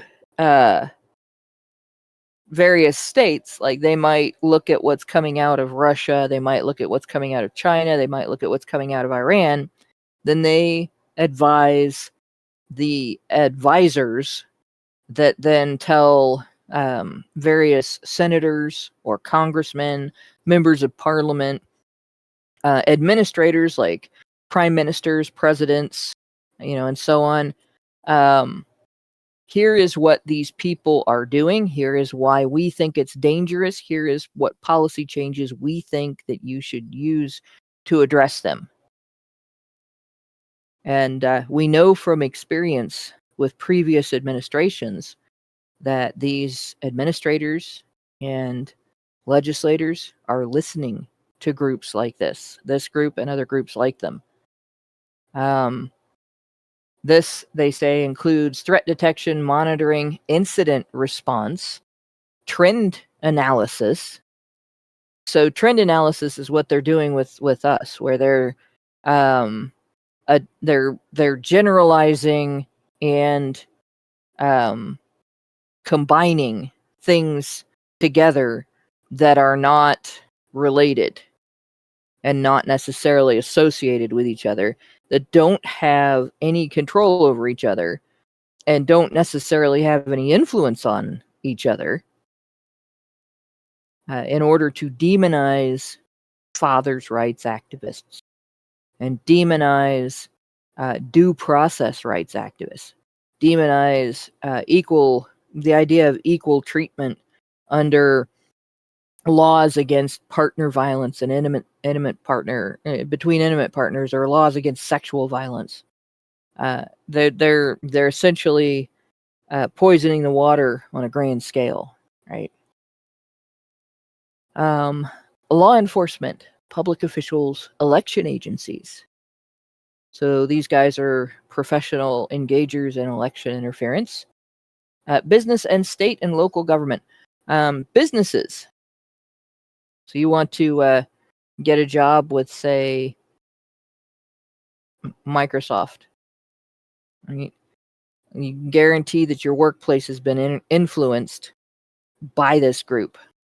And it's one of the reasons why, if you work in a corporate environment and you have posted a men's rights meme on Facebook or X or some other social media, there is that little risk that your employer might come back 3 years after you posted that meme, before you were employed there, and say, we have to let you go because you posted this meme that says the only good feminist is a dead feminist, or some stupid shit like that. Or you posted this meme that said that it's still rape when a woman does it, and it's offensive. And your coworkers are offended, and human resources says we have to let you go so they don't sue us. And then it goes on, right? They provide training. Who do they provide it to? Mayors, local officials, businesses and schools, right? Public officials, teachers, practitioners, most likely law enforcement. So these people who poison the waters by suggesting that advocates for violence and men's rights activists are the same are training cops. They're training city officials that make laws about how the police handle, say, domestic violence in your city. Informing policy strategies, right? And this is, they have their language for this on evidence-based policies, but their evidence is, we based our research on these postulations that we took as gospel in the research, and then shaped the research around them. And so that's the evidence then, is that we got the predicted result, that we shaped the research to only be able to get that result. And here, you should make law and policy based on what we found. Right? We use our data and expertise to inform evidence-based policies and strategies that have the potential to achieve systemic change. This is government and corporate strategies. So again, they're approaching legislators, they're advising policymakers, they're advising the advisors of presidents and prime ministers, kings, right, and so on, in determining what constitutes extremism, which groups qualify as extremist groups, and what should be done about them.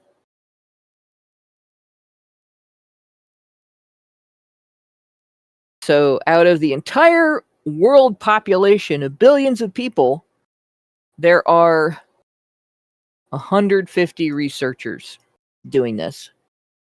A group of 150 people is worldwide influencing what your government thinks of what you say about how your government treats you.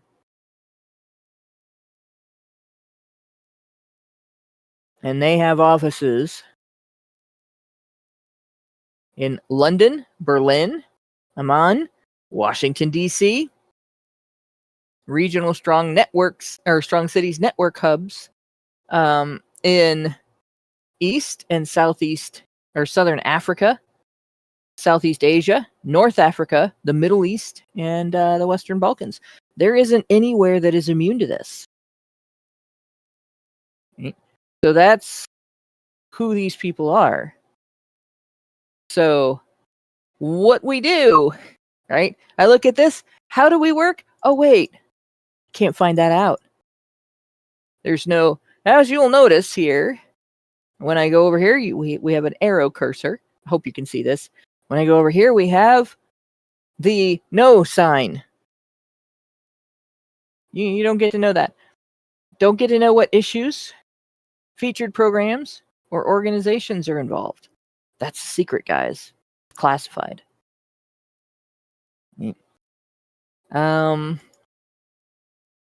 So how do you know their biases?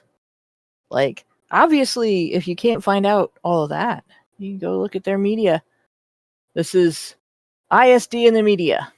And here we have, like, we skip down past some of the more neutral political stuff, and we have anti-migrant sentiment being an issue. So you cannot criticize any form of immigration, whether legal or illegal, or these guys will label you an extremist. Right? False flag theories are spreading faster and harming real victims. So conspiracy theorists are extremists, even though, of late, they have turned out to be right more often than not. So we looked at disappearance of community notes leaves ex-users more vulnerable. So they want more online policing of speech. And they put this in among discussion about actual violent terrorist groups that bomb and attack with guns, right? So you get a bit of a mix here. Right? Talking about political violence in the U.S. here, which is real.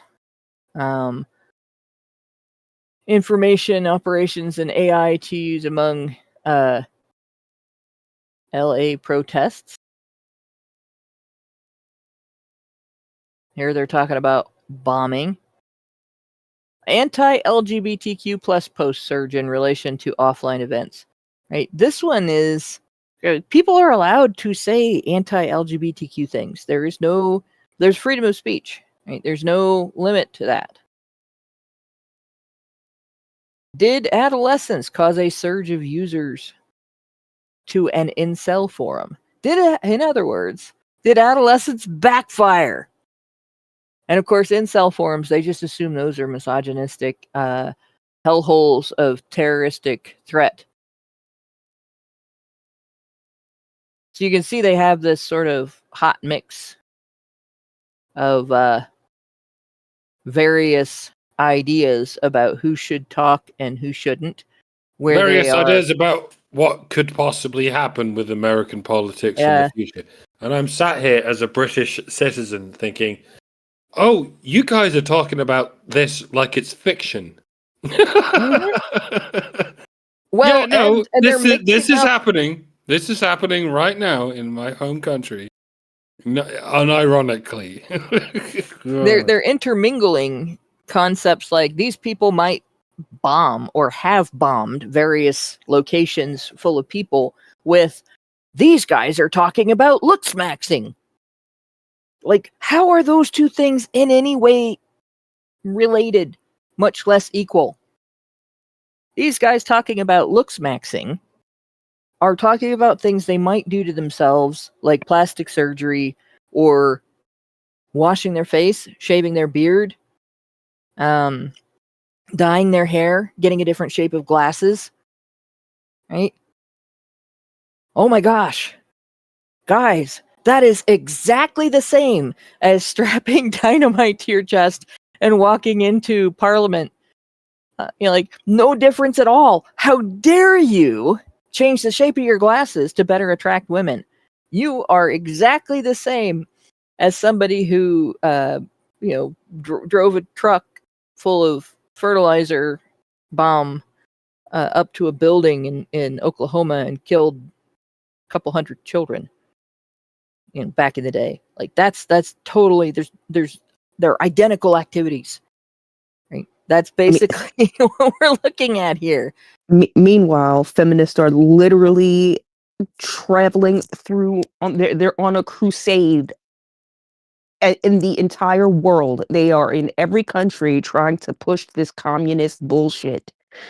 But men are the terrorists, right? Okay. Yep. By the way, when men do it, they call it looks maxing, right? You know what they call it when women do it? Normal. Any guesses? Yeah, normal. Normal. Fashion trends, beauty trends.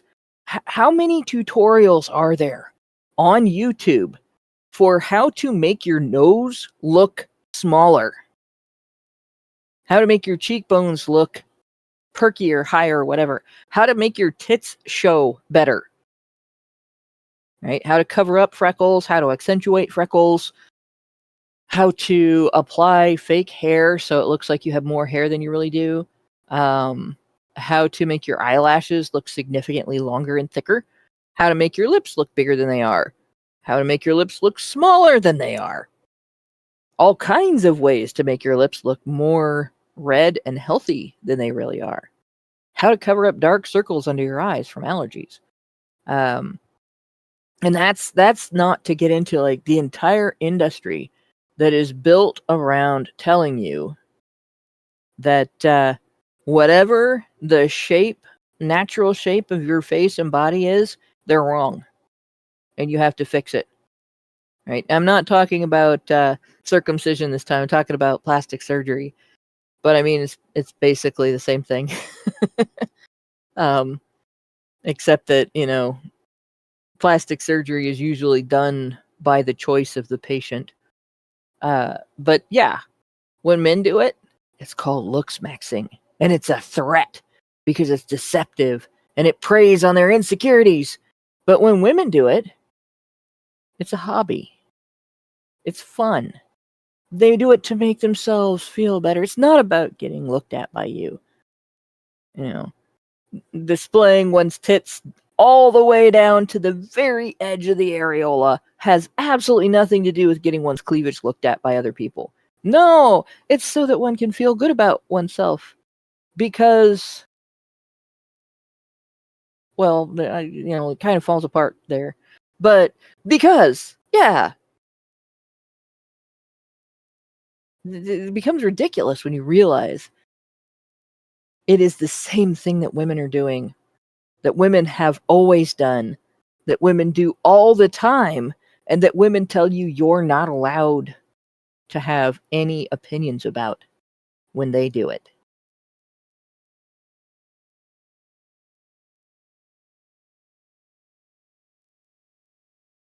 So, dang it, I did not intend to grab that. Why did it do that? Let go. I bet I need a new mouse. All right, so this is the name of the report: Misogynistic Pathways to Radicalization, Recommended Measures for Platforms to Assess and Mitigate Online Gender-Based Violence. So we go back to this article. Remember that the claim, right?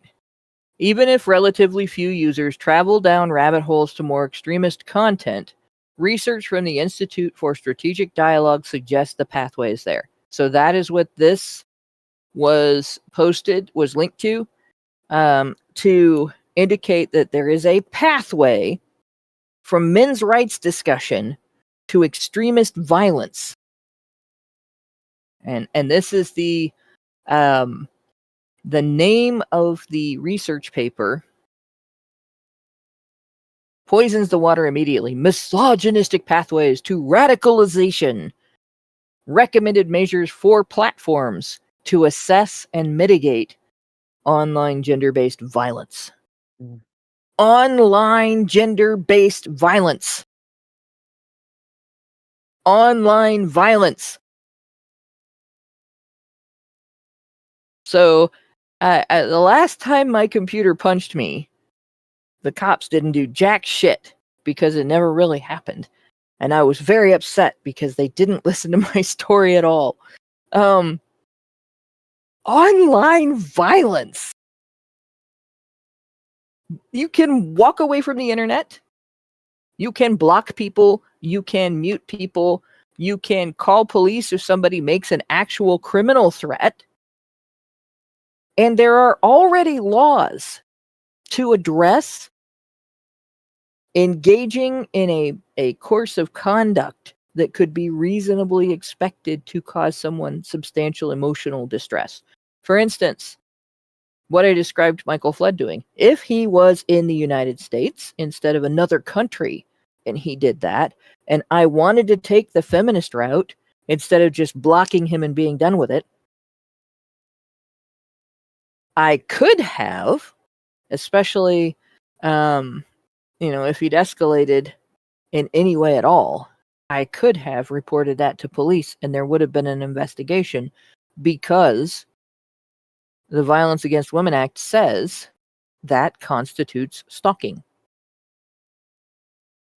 Based on the definition of stalking by the Violence Against Women Act, if someone follows you around from conversation to conversation online and refuses to leave those conversations as what they are, but instead changes the subject so you can't have normal conversations with other people, and then starts talking about anything to do with your real world life, that's enough to get a police investigation going. That's enough for the police to view that as stalking and harassment. And that's, if you're a man, you're supposed to also be protected by VAWA, just so you know. But if I can block somebody or mute somebody and not have to deal with it, I'm not going to get the police involved for something like that. I live in Dayton. There are murders here.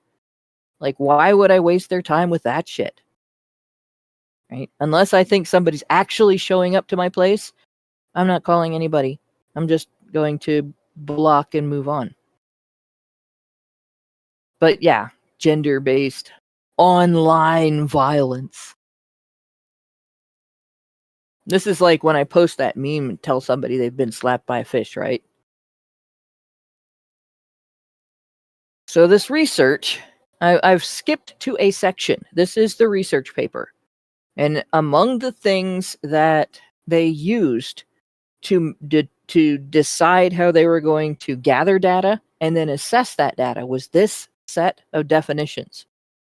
And so when they made assessments and descriptions of what the data means, they were filtering that through these definitions.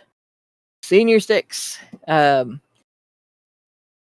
will not describe what I have in my house in terms of weaponry to deal with an intruder, because my expectation is people should be concerned, and that's enough that they won't come in. But the way that our doors are here, you'd have to work pretty hard to get in here before the cops arrived and stopped you. So if somebody were to actually be threatening like that, my biggest concern would just be making sure that the cops had all the information they needed to handle the situation. So, in any case, so let's take a look at this. All right. And we're not going to worry about APIs, but extremism, they define extremism as the advocacy of a system of belief that claims the superiority and dominance of one identity based in group over all outgroups, propagates a dehumanizing, othering set of mind, incompatible with pluralism and the universal application of human rights. Okay, so this is their idea of extremism, right? What extremism has been in the past is when a group decides that the difference between the way they think and the way another group thinks justifies using violence to silence or eliminate that other group. For instance, terrorists that use suicide bombers against their opponents. The Unabomber would have been considered an extremist because even if he had some talking points that would have made sense if he'd just discussed them with people, his method of getting his point across was violent. Bombing people is violent. Okay. Telling people to get back in the kitchen is not violent because they don't have to do it. I've been told to get back in the kitchen, and I continued to remain at my computer and talk shit back at the individual who said it to me. So that really was ineffective on his part. So according to their own definition, ISD's definition, it can manifest through violence and the targeting of hate towards groups on the basis of their identity, as well as more gradualist, supremacist, or social political points that undermine human rights, democratic institutions, and civic culture. So the rough part about this is, if you don't have the same ideas as what constitutes a human right as these people, they will consider you an extremist. Right? So if you consider it to be a human right to retain ownership of your personal property unless someone gets you to agree to give it to them, sell it to them, loan it to them, or whatever, and they consider it a human right for someone else to confiscate some of your personal property to support their lifestyle choice of getting an abortion, you're an extremist for saying no. You're an extremist for disagreeing that they have a human right to confiscate some of your personal property. Or you're an extremist for suggesting that if they are going to take your personal property and spend it, you should have some say in how it gets spent. Right? This is a very weasel definition right here. Right? Then it is important to place OGBV, online gender-based violence, on the spectrum of extremism, as misogynistic content is used in the radicalization process. So, what is that saying here? it is important to place online gender-based violence on the spectrum of extremism. Remember, online gender-based violence is saying hurty words to or about women. Okay? Online gender-based violence is defined down here, described as a subset of technology-facilitated based violence, or TFGBV, gender-based violence, which refers to any act that is committed, assisted, aggravated, or amplified by the use of information communication technologies or other digital tools. So basically, any communication device you use that results in or is likely to result in physical, sexual, psychosocial, or psychological, social, political, or economic harm. So that's a long list, right? Physical harm is obvious. If you're injured, you've been physically harmed. Sexual harm. So what could happen online that would result in sexual harm? Have you ever been raped on Facebook? Not recently. Not horrifically. Like, my wallet was raped not too long ago on our local power company's website. I will admit that. We have the air conditioning awfully cold in here. and those motherfuckers wanted to make me actually pay for my electricity. What's wrong with those people? Oh, geez. Psychological harm. So I guess you could consider the pedos sending me the horrible CP image that they sent me. They could call that psychological harm because I was very upset about it. And it's fair to be very upset about something like that because you have a concern that a real child was injured and traumatized in the making of this, victimized. And what can you do to protect or rescue that child? You don't even know where they are, right? That's borderline harmful. It's upsetting. I don't think being upset is harmful. I think being upset is temporary. And even though the image is haunting, I can't honestly claim to have been damaged personally by it so much as that I find it extremely objectionable. And they really sent it to the wrong person because, of course, anybody else might have just reported it to X, or Twitter, but I reported it to the FBI. So, and had the FBI been on their game, they would have done something about it. Social harm. Now, I don't think that the times that people have excluded me constitute an injury.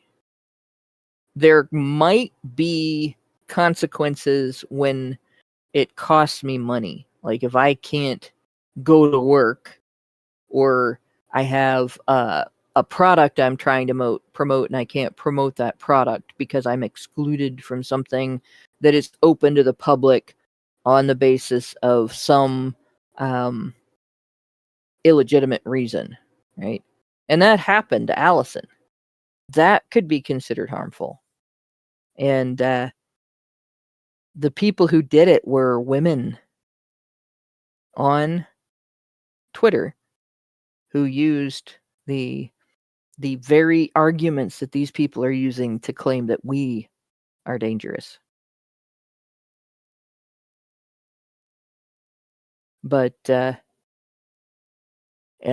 political harm. And what exactly, in what way is an individual citizen politically harmed? There's nothing wrong with being politically harmed, by the way, just like there's nothing wrong with being politically harmful. I have my doubts that it exists. Like, what? Well, politics is an social abstract. Media site block you from entering the voting poll or voting booth? Well, exactly. Politics is an abstract realm. It's a necessarily abstract realm. Whereas violence is sort of necessarily not abstract. Like, there's no such thing. Well, fucking. Within the realm of the abstract, there's such a thing as abstract violence. But that's not what we mean by Yeah. If there are to be definitions to words, then we should separate the idea of abstract violence from real world violence, and the word violence it sort of does that because it's meant to be real world violence.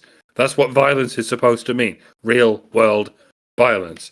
There is no equivalent when it comes to the online world, because violence means physical, it means mechanical damage or harm or hurt or something. And there's no online equivalent of that. There's things you could say about people, and yes, people can be sued over things like that, but it's a completely different realm of legality. Right? That's supposed to be the whole point. I mean, one is a criminal offense, the other is a civil offense. This is why we have these whole different groups of lawyers, some who deal with civil offenses and some who deal with criminal offenses. Physical harm, i.e. violence, is a matter of criminal courts. Verbal interactions, they can get quite heated sometimes, and they can reach points where people can get sued for quite a lot of money. But it's distinct from physical violence. It's supposed to be distinct from physical violence, and this is why we have whole different areas of law, whole different offices of law that are designed to deal with this distinction, the distinction between words and fists. But yeah, we're living under this tyranny of people who don't give a shit about the difference between words and fists. They're like, no, if you use bad words that I don't like, I'm going to treat those as though they're fists. And if I use my fists against you, I'm going to treat those as nothing more than words that you don't like. And it's, you know how it goes. I'm preaching to the choir, but Yep. you know how it goes. This is why we have two-tier justice systems all over the world.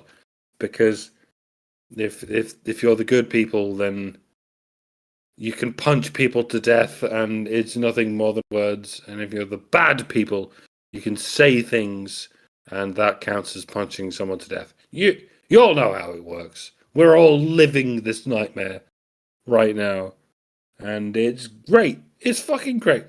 Why wouldn't it be great? Whoever's operating this simulation, thank you for helping us live in interesting times. Yeah, it's quite fascinating. Can we stop? Yeah, this is the interesting thing, the way they put this, right? All of these things are different types of harm, but they're not always different types of harm.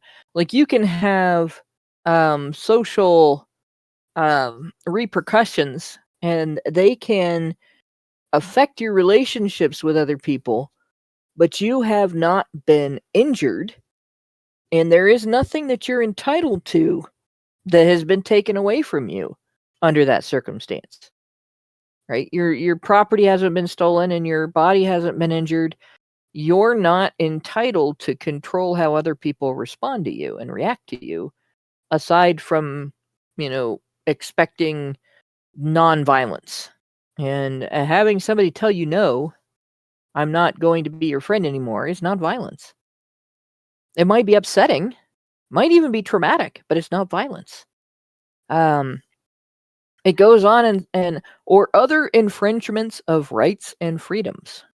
And this is an interesting broad spectrum thing because, again, if they deem it a right of a certain group of people to, say, invade your personal space, let's say you build yourself a meeting hall for a group of people with a dedicated theme for your reason for meeting together.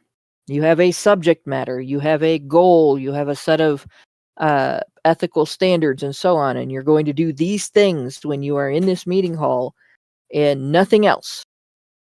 And someone who is not involved in that demands access and then wants to change what is being done in that meeting hall to their interests and their subject matter and their needs and wants.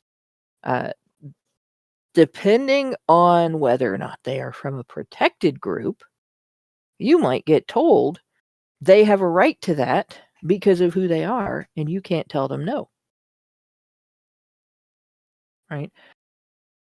So your right and your freedom of association and deciding what you're going to do and how you're going to do it and who you're going to do it with is then overridden by their right to make you participate in their thing. And that might be women wanting to enter the men's locker room as reporters or join boys and men's sports teams, but with special rules because you can't hit a girl, you can't wrestle a girl as strenuously as you would a boy, you can't tackle a girl as hard as you would tackle a boy, and so on. Right? Women entering the workplace and suddenly deciding that the entire culture of the workplace has to change to accommodate their sensibilities. Things like that, right? You don't have the right or freedom to continue the associations you engaged in that environment prior to the woman's entry into that environment. You now have to change the entire environment to suit her sensibilities. And that is a violation of her rights if you don't, not a violation of your rights that she made you do that. Like, that's how weaselly and sneaky this is. Okay? So we go up here, we're going to look at one more thing before we stop for the week, and we'll continue with this next week. Their definition of the manosphere. The manosphere, right? Now, when I first started talking to men's rights activists online, as opposed to talking about anti-feminist issues offline with people around me, I first heard the term manosphere used by people within the men's issues spectrum to describe the men's issues spectrum of interests. So men who are defending themselves by going their own way, men who are defending themselves by vetting women very carefully for character and living particular types of lifestyles. You know, I have no doubt that people tried to frame this with a marketable label, right? For decades, maybe even centuries, people have tried to market this with a marketable label, but they could never figure anything out. Certainly nothing that would be the equivalent of feminism. You can't just call it masculinism, because people would just be like, that sounds cringe and gay, bro. Fuck off. So it was inevitable that it would have to be called its literal definition. The manosphere. No, men's rights. Because this has always been a discussion about the relative rights of men and women. I mean, it was kicked off as the notion of women's rights, right? Way back, not just back to the 60s, but back to the 1910s when women got the vote and all that shit. Once upon a time, there was this notion of human rights as a genderless thing before women decided it had to be gendered. Indeed, yeah, but then women got out ahead of everyone and were like, "What about women's rights?" And then men were like, "What about men's rights?" What do you mean? What about men's rights? No, men have always had the rights. Just shut the fuck up. And then women's rights plowed ahead for a century, where there was no talk of men's rights whatsoever, because why would there be? What even is men's rights? And that's still that's still something that exists in the mind of the average normie. What do you mean men's rights? Why would men need rights? Men have all the rights, and they've always had all of the rights. All men, yes, everywhere. But you can't generalize about women. Except to say that women have never had the right to vote. You can't generalize about women except to say that all women have always been victims of men all the time. Yeah. And that's still the case to this day. It's been the case not just for the last 100 years of politicized feminism, but for the last 1,000 years of socialized feminism, namely romantic chivalry. Maybe not 1,000 years, like, I don't know, 500 years, 700 years. It might be 1,000 years. We don't know when it started. We don't even know if it's been going on for as long as ancient times. Probably not, because the Romans were pretty based and the Greeks were pretty based. No, we're pretty sure it's been going on since medieval times, because that's when chivalry became a thing. It may or may not be a coincidence that it grew alongside Abrahamic religions. That doesn't matter.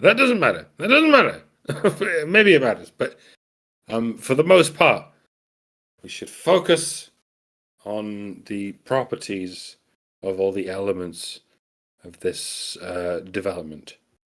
Romantic chivalry has failed. It's been given at least 500 years to do what it could do, and it has failed. Well, it's failed if its goal was to create some sort of a balance between men and women. It succeeded Indeed. If its goal was to damage the relationship between men and women. Well, no one ever sets out to do evil. Yeah. Everyone sets out to do good. Accidentally do evil, I guess. Yup. Well, at least everyone thinks they're setting out to do good. But a lot of times, people along the way come up with means of controlling other people instead of means of supporting and fostering cooperation among groups of people. That pretty much goes down an evil path almost every time. But yeah, in terms of what the term manosphere meant prior to feminists latching onto it and using it, it was basically just an umbrella term for the various ways in which different groups of men with different primary men's interests discussed men's issues and trends in men's interests. So you had, MGTOW, you had pickup artists, you had men's rights activists, you had, red pill, tradcons. All of these groups were kind of involved. Incels came along later as a defined group that was discussing men's experiences with women and primarily with being mistreated by women in certain ways. So, yeah, you had a whole spectrum there. And feminists latched onto the term.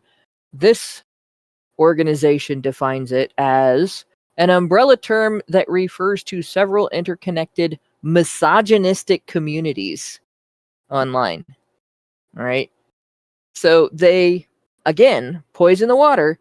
They are not talking about what the actual issues discussed by men's groups are, what their concerns are, what their interests are, what they really want, how they really talk about it, and any concerns that they might be expressing and requests that they might have for society, any rights issues that they might be bringing up, and any needs or areas of disadvantage that they might be discussing. Nope, it's all misogynistic.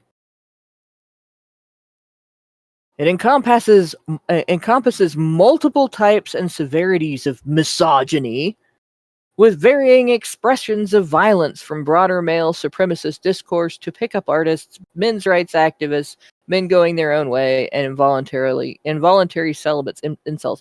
So the groups of the manosphere are listed here, right?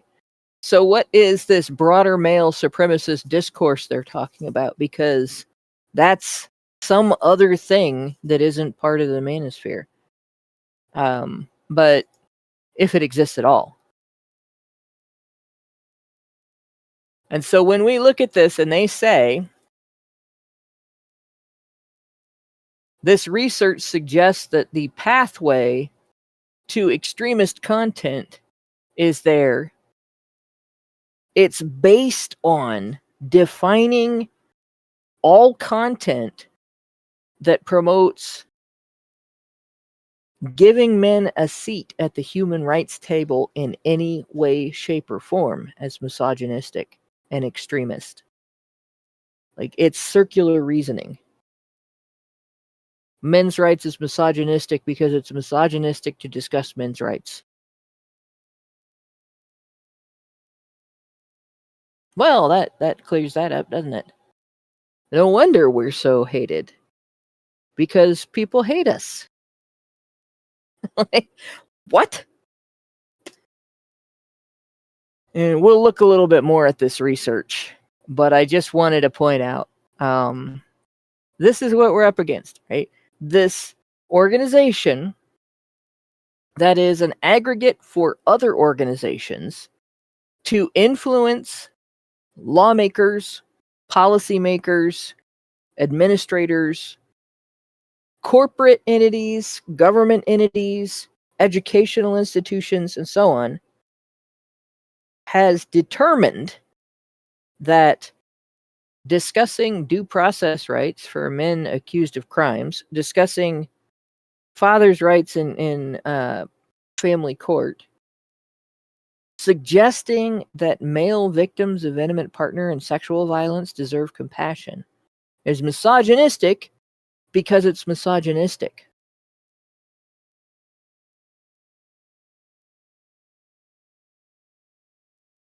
And of course, law and policy should reflect that.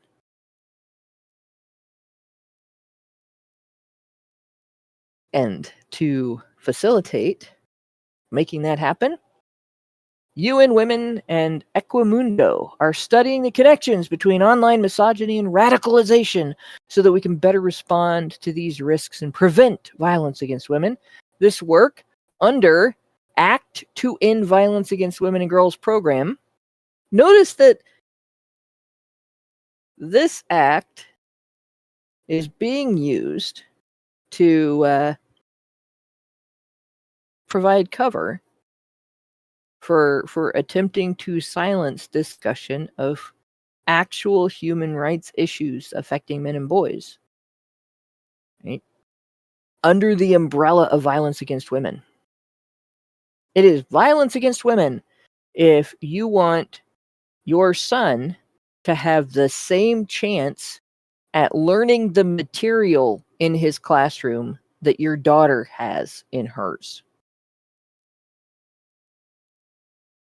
And this is why it's very important to recognize the difference between what you think is going on the internet and what is in fact happening on the international scale, on the global scale. Like, well, while you think you're defeating woke on Twitter, yeah, the UN and the WEF are sinking their Nosferatu claws further into the governments of countries all over the world, and you're like, look how they're putting the woke away, look, defeating woke.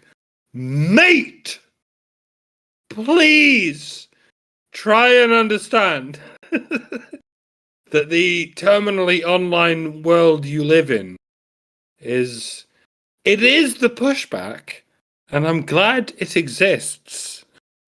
Like, because a world without it would be a horrible world, and that world is approaching. But, like, there's a bunch of shit happening outside of the scope of the online world. And it's reflected in the broadcast world. This is what the normies are experiencing, while they don't bother with the excesses of the online world. They're watching the television, they're reading the newspapers, and if they ever do go on the internet, they don't get as far as Google and Facebook. And whatever AIs those things are offering them, if they can even be bothered with that shit. No,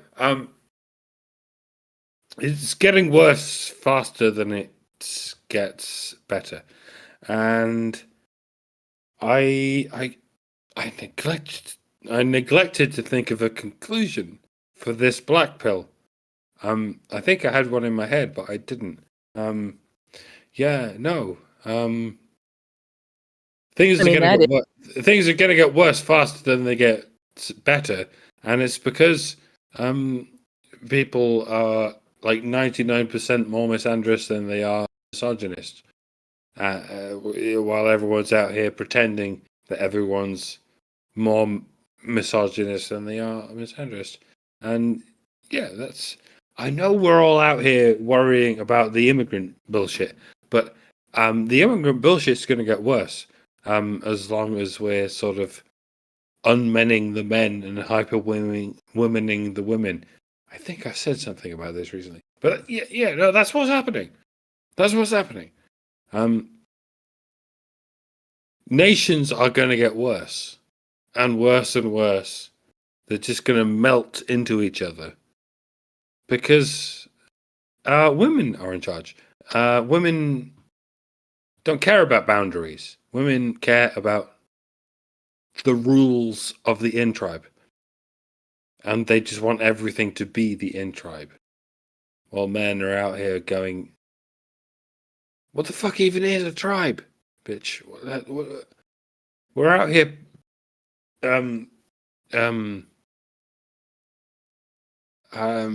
perambulating around the parameters, going like, what's even the point in having borders to anything if all you're doing is creating laws that don't involve boundaries? And I've sunk myself into a hole again, ladies and gentlemen. I mean, what you're describing is essentially men doing the work of building and running society, keeping society actually, if not safe, at least structured in a way that people can keep themselves safe, right? And women going, no, you can't do that. We have to erase all of the boundaries and lines that are used to facilitate that. And then we're going to complain that it's your fault when we suffer consequences, right? And it is an issue. Women do have massive boundary issues. What's theirs is theirs, and what's yours is theirs, right? And if they need something and your rights are in the way, then they have a right to override your rights. But if you need something and their wants are in the way, they have a right to override your needs. Because their interests matter more. And that has been an issue for quite some time. So yeah, the black pill in this isn't it's not small, right?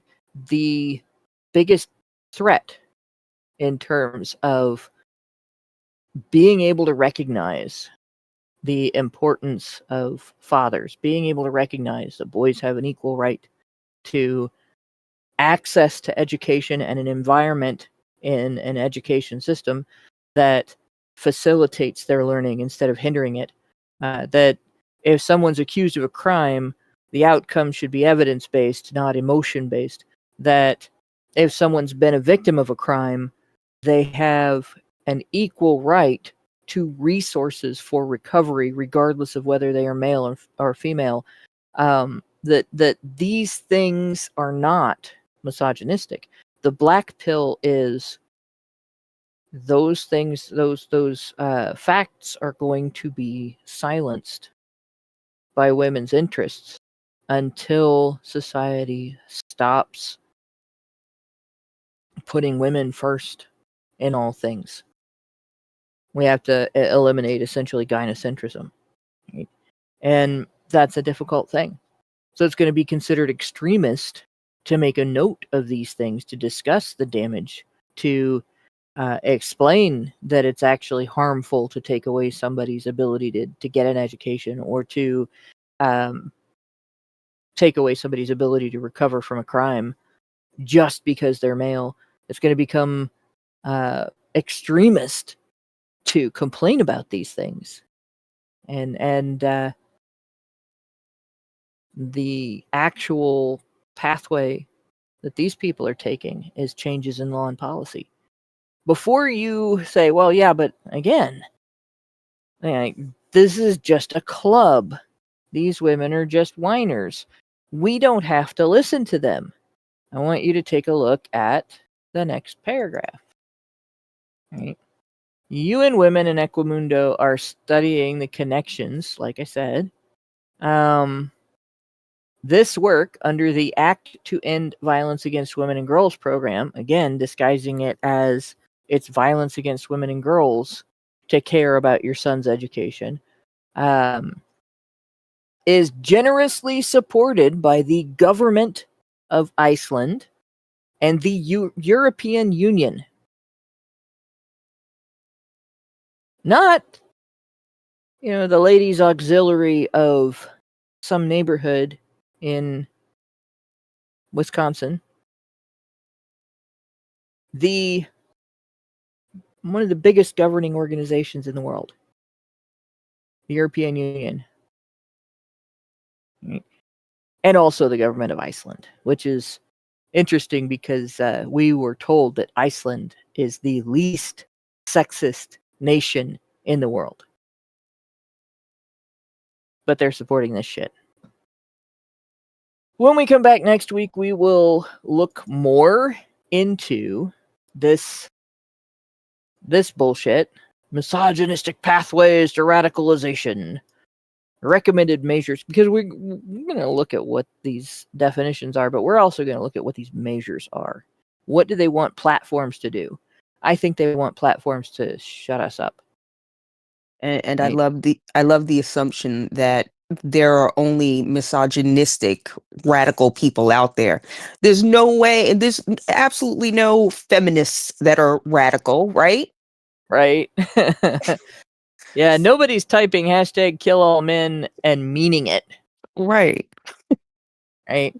But yeah, and then we will come back to this. We will click on how to counter the manosphere's toxic influence. And we will see what policy recommendations and behaviors by feminists that UN Women thinks should be used to shut us down. So, with that, I have no other new super chats, no super chows, Rumble rants or anything. So, thanks everybody for going over this weird shit with me. Thanks to my two co-hosts for sticking out. This is kind of slightly longer than usual, sausage. Thanks to Brian, especially for making sure that we could do the vertical chat, because I have not had the time to even look at how to do that, much less actually get a handle on it. So I would not be able to accommodate a vertical chat without Brian, and I think that spreads us to a wider audience here. So if you're listening in the vertical chat, give Brian a thanks in the chat. Thanks to everybody else who works in the background and make HBR Talk happen, and good night, all. Good night, y'all. We will see you next Thursday. Mm-hmm. Men's rights activists are machines, dude. okay? They are literal machines. They are talking point machines. They are impossible to fucking deal with, especially if you have like a couple dudes who have good memory on top of that too. Holy shit, you're fucked.